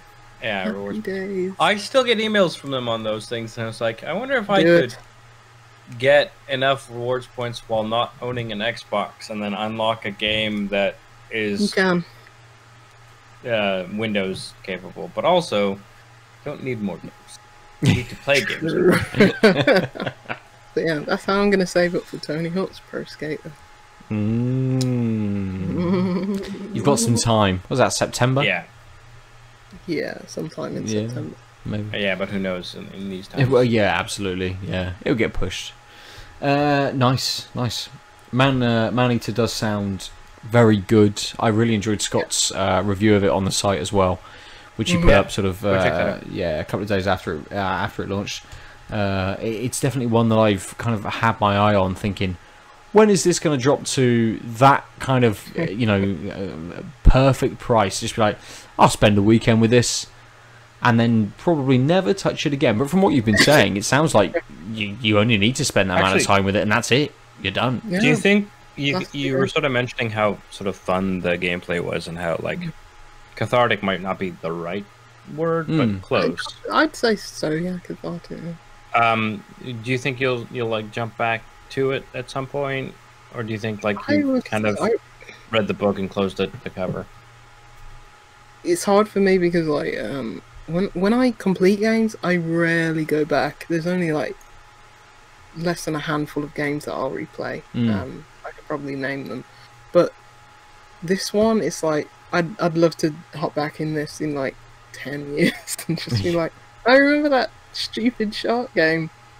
Do a remaster for this in 10 years. Do a remake of the I'll play it again. Mate, if it's done well enough, there'll be at least 4 games out by that point, all around this IP. Yeah. Maneater 7. Maneater 7 is gonna be like the Man of War, where you're just a giant, long fucking jellyfish. You don't attack anything. You just goddamn drift, and something hits you and it dies, and you're like, "Yep, I sting." Just hang out by the beach and let people come to you. Yeah. And it's all set in Portugal. It's set in the island of Madeira or something like that. Oh man. Good. We'll move on. I was gonna have a slightly not serious topic, but a bit of more of an in-depth discussion, which I think I might leave for another week. I don't feel like having it now. Okay, after we talked about stupid shit, I don't feel like having that kind of conversation. Sorry, I didn't mean to like rain on your parade with my bad references, musical cues, and stupid shit conversation. Not at all. You know what? I'm going to go to the toilet and come back and try and see if I can discern what you're going to talk about. Ooh. Oh, this is halfway through the conversation. Mate, I need you here for this conversation though. No, but are you having the conversation? I'm not having this conversation. I'm going to talk about something else that Lucy can be very involved with. Oh, is it Blue? Okay. Blue too? Yeah, you can. Why don't do you your two vamp? You two vamp. 30 seconds. Aadil, what are you up to, dude? What do you want to chat about for 30 seconds? Any topic you like for 30 seconds. My allergies have acted up. This red spot in my eye has been there for over a week, and I'm getting a little concerned.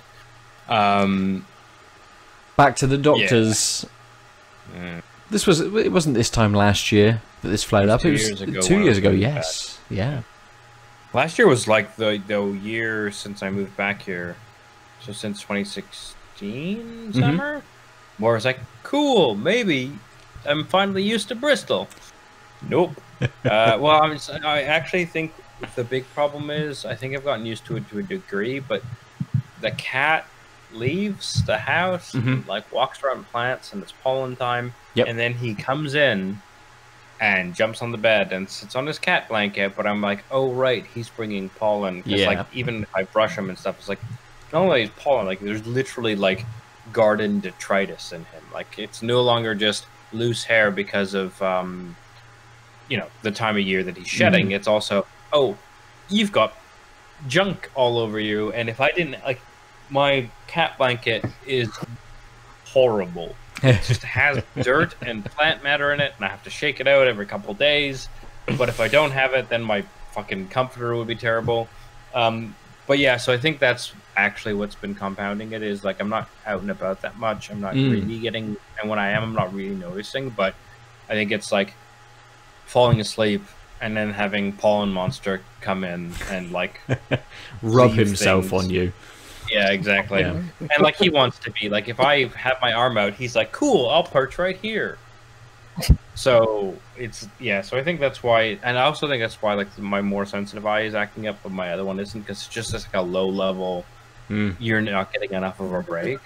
Yeah, you can see. Yeah, it's red. It's been like a week, just this region basically of my eye, just red. Anyway, so that's what it's like. But it's not that it's not that itchy. Occasionally it's a bit itchy, but it's not really affecting things like bright light, giant screen, playing video games. It's just like when I wake up, I'm like, it's kind of itchy. Don't rub it. Have a shower, it'll be okay. And I'm like, oh, that's why I'm pretty sure it's just like, oh yeah, it's because the cat keeps leaving the house and coming and cuddling with me, bringing all the pollen. It's like definitely controllable, definitely fixable, probably won't be fixed. His dander always gives me red eyes when I'm... Yeah, but see, I don't have the dander problem with him. But yeah, stupid cat. I'm used to him. Cats. Now he's like, you know what? No, you're not. Just gonna throw a curveball at you. In lockdown, my flatmates have just like redone the gardens from this kind of hellhole abandonware place to a really nice, pleasant bling, like including sodding a lawn and like using bricks to make a lawn and like growing veg in the garden and stuff. It's like this amazing place. And the cat spends more time outside in the garden than he used to. It's nice, and it's like now you pay for it. Yeah. You pay for your cat having joy and autonomy. I'm going to walk to the nearest gas station, get a jerry can, and just burn our garden to the ground, and can't want to go anymore. So, problem solved. Good. Well, that very much sounds like the thing I wanted to talk about, which is The Last of Us Part 2, and the burning of the earth.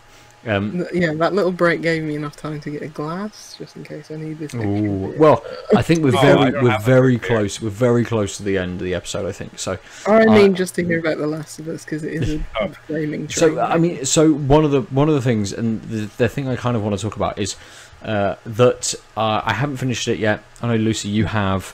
I imagine I'm about 3/4 through, roughly. There has been a perspective shift. And there is kind of.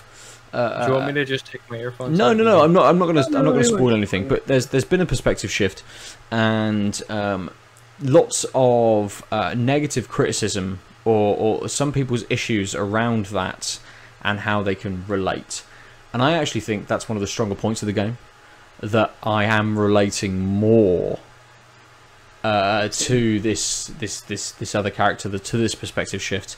And I think that's really, really good. But it just gets even more brutal and even more tense. And I've been enjoying the pacing in terms of kind of doing a little bit of exploration, a little bit of platforming, and thinking, okay, I know something's coming up. Yes, okay, here's that encounter. Now there's a little bit of downtime. Maybe then it cuts to a cutscene, and you get a little bit more story. You then go back into this exploration bit again, and it's worked very well at this. I'm at a point now where it's kind of been encounter followed by brutal encounter, and thinking, it's going to let up a little bit now. But no, it didn't. No, It just threw some more stuff at me, and I'm thinking, oh, whoa. And actually, that's kind of been that's been fine. Like, I've enjoyed the pacing of it so far, and thought, yeah, this is great if it keeps on like this. But it just taking that next step up, and being that little bit more intense in terms of gameplay, and it's always intense in terms of story usually, but matching that with the gameplay as well has actually been really, really good, and I just think it's worked in very, very well in how they've told this story, and they have paced this game. And it is the thing that I keep seeing the most criticism about for. Yeah. But it just works for me. Just something about it really works. I think the most criticism is not the pacing, it's the nonsense people saying things about SJWs, but... Sure. Okay, the most criticism that I can understand, that I can take a viewpoint of and think, okay, yeah, I get why you're saying this. Are trying to be... That's the thing, because there is a lot of that, as you say, Aadil, but it's a lot of people... Because a lot of these people, are, you know, with their rhetoric, can be quite subtle, and they are rolling that into that perspective change. Yeah. And secretly, they're all about one thing, but they're like, no, let's latch onto this other thing. Sure. Saying, oh, this didn't work, even though there's like some insidious reason behind it. And there are some people who have genuine problems about that. But on the whole, of people who even have their criticisms of their game, but like it, are on the side of liking it, because nobody thinks this is a bad game apart from those idiots. They do like that perspective change, and as you said, Ben, for me, that's when the game got better. I think when we last recorded, I might have been a little beyond that place, or I might have just hit it. Because even though my thoughts last week weren't... I was praising the game, I was praising like the gameplay most of all, but I wasn't sure where the story was going and whether we needed it. A sequel to The Last of Us. That's literally what you said. Yeah, I'm... Shut me up, Naughty Dog. They shut me up, because it's like, yes, this is a brilliant sequel. I'm not going to talk about any story spoilers or anything, but they proved me wrong, absolutely. And I loved, by the end, where the story went, and how it was told, and the subtleties about the story, and how everything only came full circle at the very end. The last, like, 2 cutscenes for me just tied everything up in a nice little... That's super interesting, because, like, I was going to bring up that the complaints I've heard have been that it's too revenge porny, and like, and I don't understand. We don't have to go into why, but like that. The biggest narrative complaints I've had from people, and they've acknowledged that it might just be the fact that like this is not what you want as an audience member in this time and place in human history, but like it's revenge porny, and people, there's no sort of growth beyond that, so it becomes one-dimensional in a way that like people were hoping wasn't. And again, I get that I'm inviting spoilers while saying no spoilers, but like if you're saying it in a way where I don't have to spoil it. Yeah, but what it seems like what you're saying is the very end of the game does do something that sort of grounds things you were worried about. It contextualizes everything. For me, that's my takeaway. It's like, okay, no one, this is a video game. Let's not forget. These are stories. It doesn't matter why the revenge is so... There's such a bloodlust, because it's a video game. It's a story. I don't know why people are levying the criticism like, oh, why would you go do this? Why would the Doomslayer go kill all exactly what I was just thinking. It's What like, criticism was thrown against Doom exactly. for the story? It's like, why would Nathan Drake literally slay hundreds of millions of people and, just completely destroy old civilizations for the sake of a treasure? Other than the fact he's greedy, but that's never really enforced in any of those games. It's like, what's the motivation of any character? It's like, oh, we're trying to tell a story. There has to be some vehicle, and there's enough of an explanation. Is it a Jeep? 2 hours. Yes. It is in Uncharted, yeah. It's a horse in this game. It's almost always a Jeep. It's like that.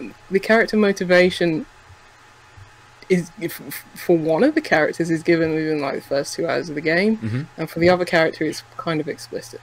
Yep. Right. Later on in the game. So when people are saying it's revenge porn, it's like, it's a game, and in games you kill people. This is just another one of those. And yeah, I don't think it has a bigger narrative on like exactly. It is about revenge, but it doesn't have a bigger narrative on like, oh, we care about ludonarrative dissonance or anything like that, because it's still a game. People are, maybe it's to the service of this game why people are reading into that particular thing more than they should. But as I said, at the end of the game, these people are going to... Of course there's cannon fodder in the way, because you have to kill people. It's a game. It's a AAA video game. You're going to kill people. But for me, narratively, it worked, because, as I say, the things at the end of the game, they contextualize, for one character, why it's such a sticking point for them. And it's brutal. Nice. And it's like, everything just tied up in that one moment. I think that's brave storytelling, to like tell, okay, this is a very mild spoiler, but the game is told not in a non-linear fashion. Yes. Not everything isn't just like, it happens over 24 hours and you've seen it from hour 1 to hour 24. It jumps over time. I didn't realize that, but cool. And to leave like such a key thing that like gives concrete to the reason why this character is doing these things and the motivation behind it, I think is really good storytelling. To leave it right to the very end, and has confidence in the people who are going to get the most out of this game. Okay.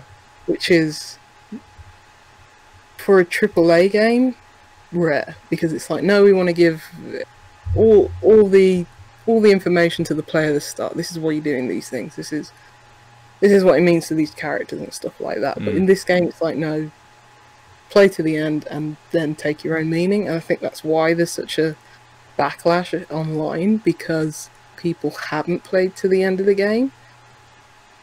And sort of what I was hinting at was like, with those complaints, given that you were saying everything shifted by the end, I was like, do you think that this is because people like, and this might be a pacing issue, right? Like, I'm not saying, oh, those people, their opinions don't matter. I'm just saying, if they're saying it's this bleak, terrible thing, then maybe they haven't seen the resolution. But maybe the pacing turned them off, and that's a legitimate complaint. But then the complaint should be, I didn't finish it because, and so like, yeah, I'm really happy that you said this, because I was kind of like, oh, I don't know. Honestly, like, I had joked about just playing this without playing the first one, and I was kind of gung-ho on that just because I was curious and was willing to forego my enjoyment of the first one for this. But, like, the current times are so shitty that I was like, I don't actually... It's not that I don't want to play the second one before the first one. It's like, I'm not sure I want to play this bleak a game.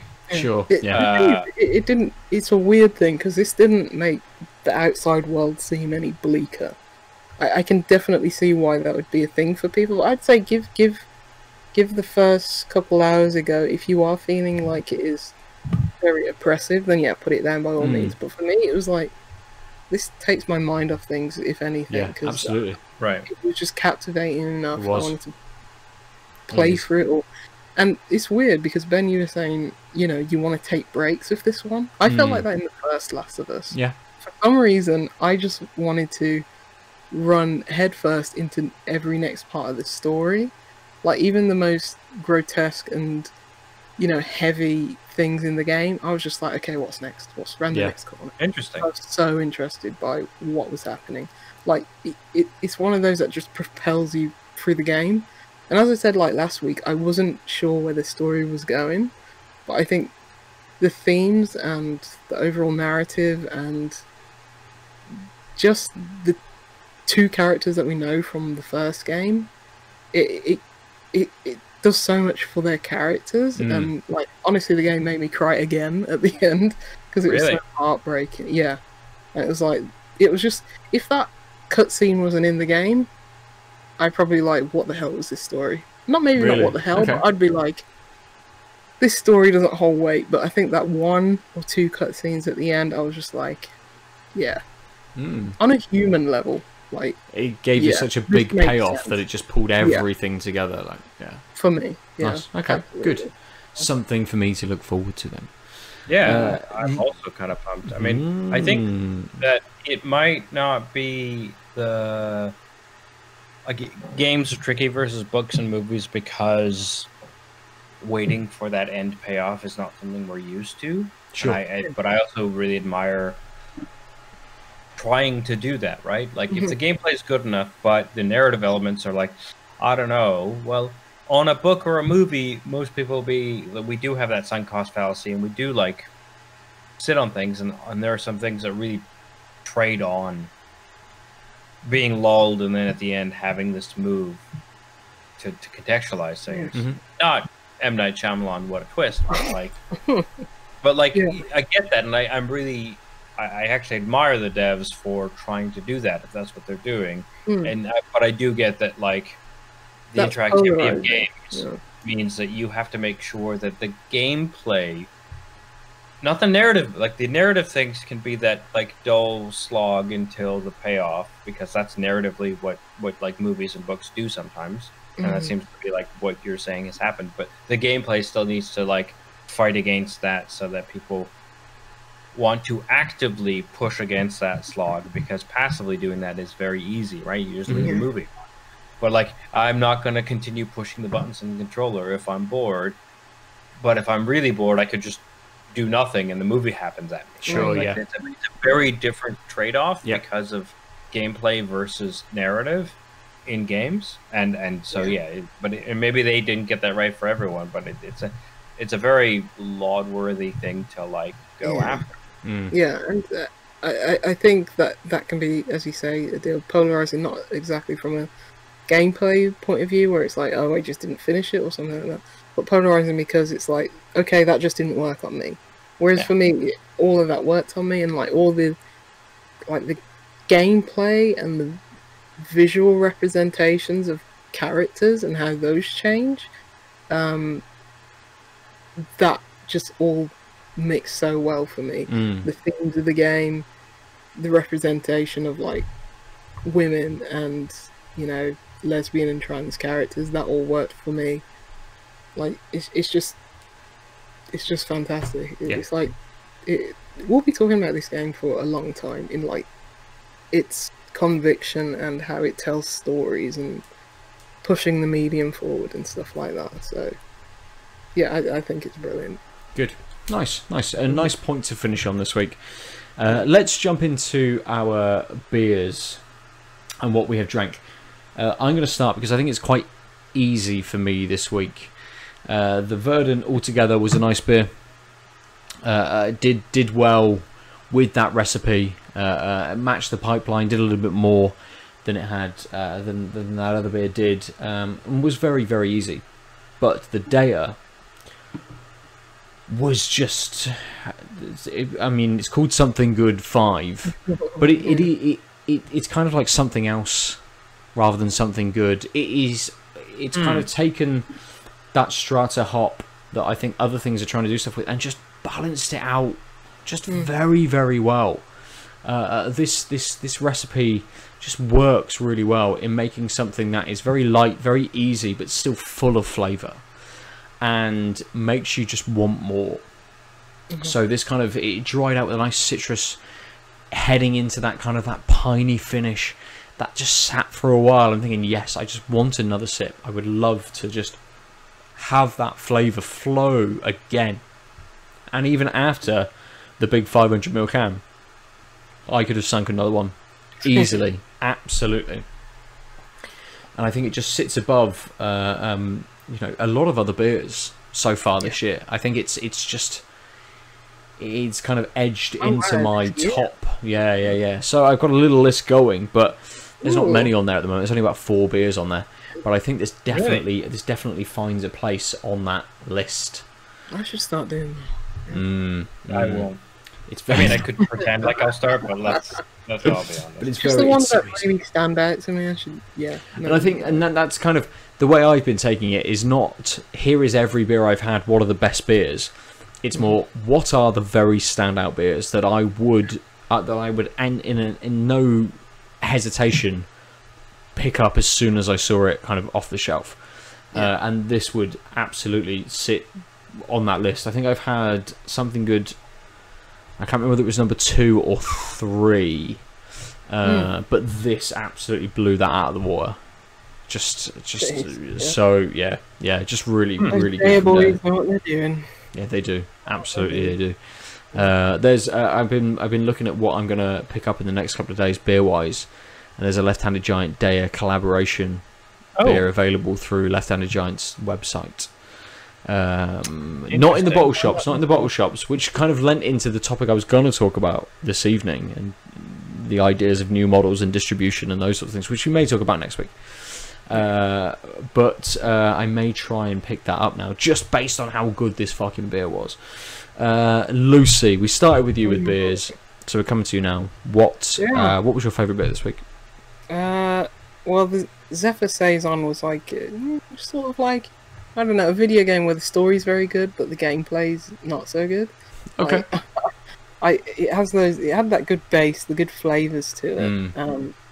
Very Saison-like, but I think I just wanted a bit more pizzazz and body to it, and it didn't quite follow through on those. So that's the runner-up. It is the, before I say King of Iron Fist tournament, it is the World King Fist IPA. That wins it today. That's just a really, really solid IPA. Like, I love Burning Soul beers, but this is probably the best one that I've had from them, and like even on draft and stuff like that. I've been like visiting their brewery for years now, and I think this is a cut above the rest. Well, maybe I should have it on draft as well if they do it on draft, but yeah. This is good. It had that perfect balance of fruit at the start, nice sweet fruitiness, and it smelled great and it looked great. It had all the packagings of a great beer. Smelled great, looked great. The taste, the sweetness, and the fruitiness at the start that just gave way to a lot of bitterness, a lot of pininess. Had a nice aftertaste, that bitter mouth coating feeling. Yeah, just a top-notch IPA. Nice. Maybe I should put that in my favourite beers. Yeah, I was just saying, put it in your log. I'm gonna. Oh. Absolutely good. Sure. Aadil, you kicked off and drank the first beer of the episode, so we're coming full circle to you now to finish us out. I had the Hopstravaganza from the White Hag. Yep. And the extra porter Costa Rican coffee from Buxton. It's the Buxton, I think. The hazy IPA was really tasty. It's a birthday beer. It had a sweetness that I kind of get for a birthday beer, and a fruitiness, but it was a little thin or two-dimensional. Like, what it did well, but it kind of didn't do a lot of things. And meanwhile, you heard me. I literally had a fucking segue about how much I like quality coffees, and this was because I enjoyed the coffee used in this one. So yeah, the extra porter Costa Rican coffee from Buxton, it shows what good coffee and good beer can do together. I liked that it was kind of let the coffee speak for itself in a way I've not really seen often in coffee-based beers. Like it was kind of like, so what we're doing is it's a porter. It's going to do portery things. We're gonna have oats for some sweetness, and then we're just gonna have the coffee, and the coffee's gonna do a whole bunch else. Nice. And they're not fighting, and it's just like, oh right. Turns out, coffee porters are really tasty because of a lot of the time because of the coffee parts, not the porter parts. Otherwise, it would just be a porter.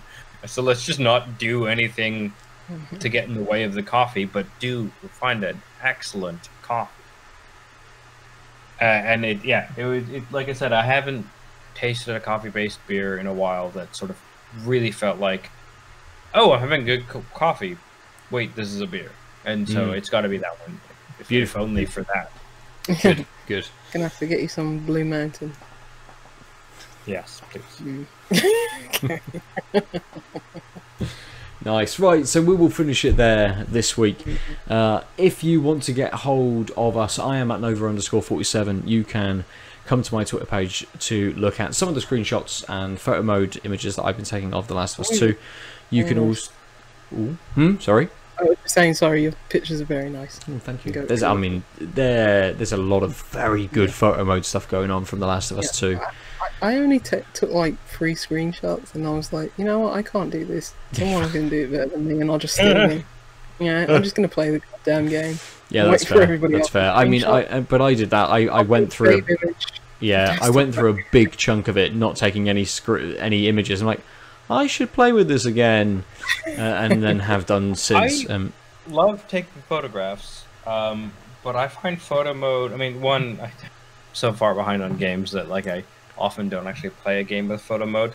But like I find it. You took in a game with Pokemon Snap.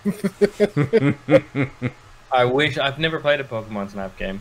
No. I'm actually looking forward to that. Just the whole fucking like point. A photo mode is the game, but like I find it really odd to like when I'm in the world taking photos.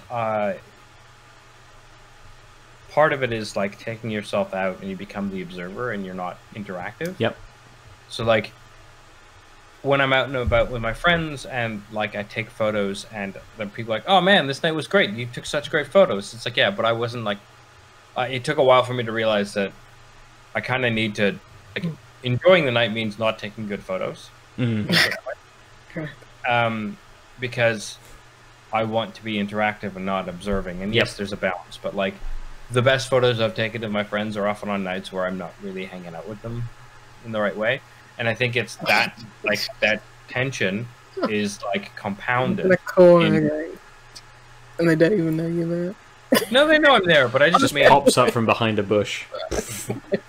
But, like, I think that tension is compounded with video games where, like, you have to be active. You have to be participative. In a lot of games, if you don't do a thing, the world doesn't do anything. The world doesn't, like, in games... The world fakes like it's doing things without your interaction. In the real world, you can be purely passive observer because people are their own agents. But in games, it's like they'll just like bounce. True.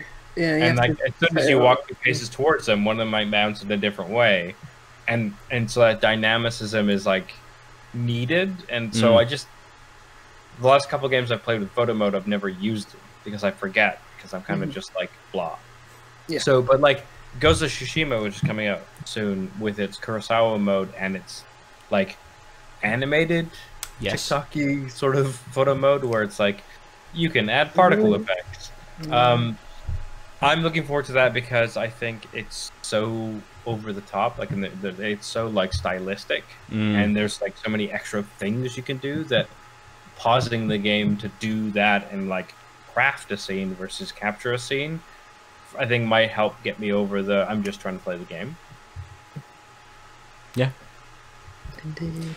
I think it's definitely a wider conversation for us to have, but the idea that it does just take you out of what you're experiencing to kind of capture something. And I find that I'm much more active in taking photo mode stills when I'm just kind of hanging out in the environment or doing some platforming versus the action scenes. Very rarely do I take an image of an action because I'm not thinking about it at that moment. I'm too like white knuckle, like haven't breathed in 6 minutes, like, clenching to accidentally just slip on that share button and just see that horrible blue screen going, and it's like, would you like to? No, go away. Leave me alone. Oh dear. If you want to get hold of all of us and share with us your photo mode images that you've taken, you can do so at TankedUpCast on Instagram or on Twitter. Lucy, if people want to get hold of you, you are Juicy Loose 9. Yes, I am playing Time Spinner next, which I haven't heard many people talk about. This game. It's basically Symphony of the Night. Oh. I was thinking, what do I want to play next? I'm really looking forward to Curse of the Moon 2. Yep. I was like, what's similar to that? And I was like, oh, this is leaving PC Game Pass. Fired it up. I've heard about it, and they said people say it's Symphony of the Night. Didn't realise how Symphony of the Night it was, so which I'm very happy about. Like, down to the music and the text and everything, and the map and the interface. And everything, it's Symphony of the Night, so I'm looking forward to playing that. So tell me about it, if you've played it. Yeah, good. Aadil, if people want to talk to you about coffee, about porters, about coffee porters, how do they do that? Tanked Up Guest, probably the best thing for those things, but also at the Omniarch, TheOmniarch, on all of the things except Twitch, where I'm the _Omniarch. Have you finished Final Fantasy? No. Oh, have either of you? Yes. No. Oh, he did. Yeah. Yeah. I actually, now that I'm literally done all the work I have to do in the world, and it's either look for a job or play video games on the internet, I might start streaming again. Okay. Check down those chocobos. Find cloud. Yep. Being more active on Instagram and Twitter, for what that's worth. Nice. Yeah, same. It's starting to catalog all those games I play again. Yeah, actually, like, let's jump back to Lucy. You should definitely follow Lucy because she's been really good about cataloging the games she's been playing, and like very succinct 280 character. This is the number game I finished this year, and this is why it's good, or whatever. And I find it very illuminating, and you probably absolutely. Thank you very much. Yeah. And I appreciate your retweet. The deal earlier. First, it was on it like a car bonnet. Yeah, you can tell how exciting my days are when it's like, no matter when you tweet a thing, either of you is like, yeah, they'll retweet it right away.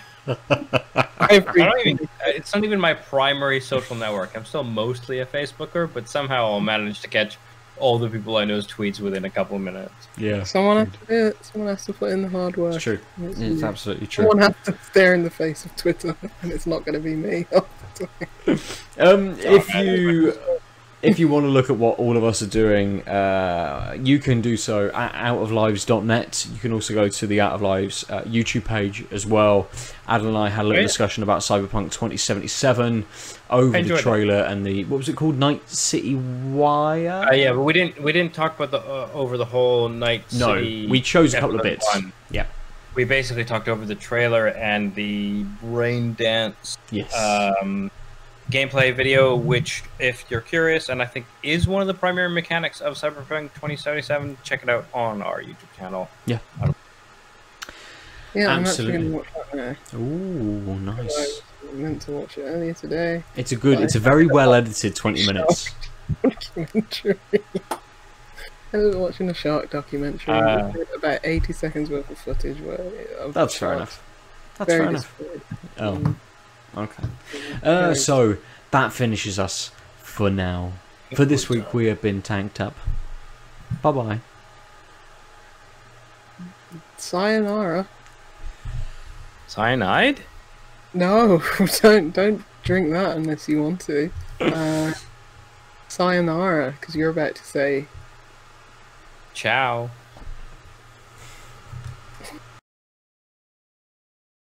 www.outoflives.net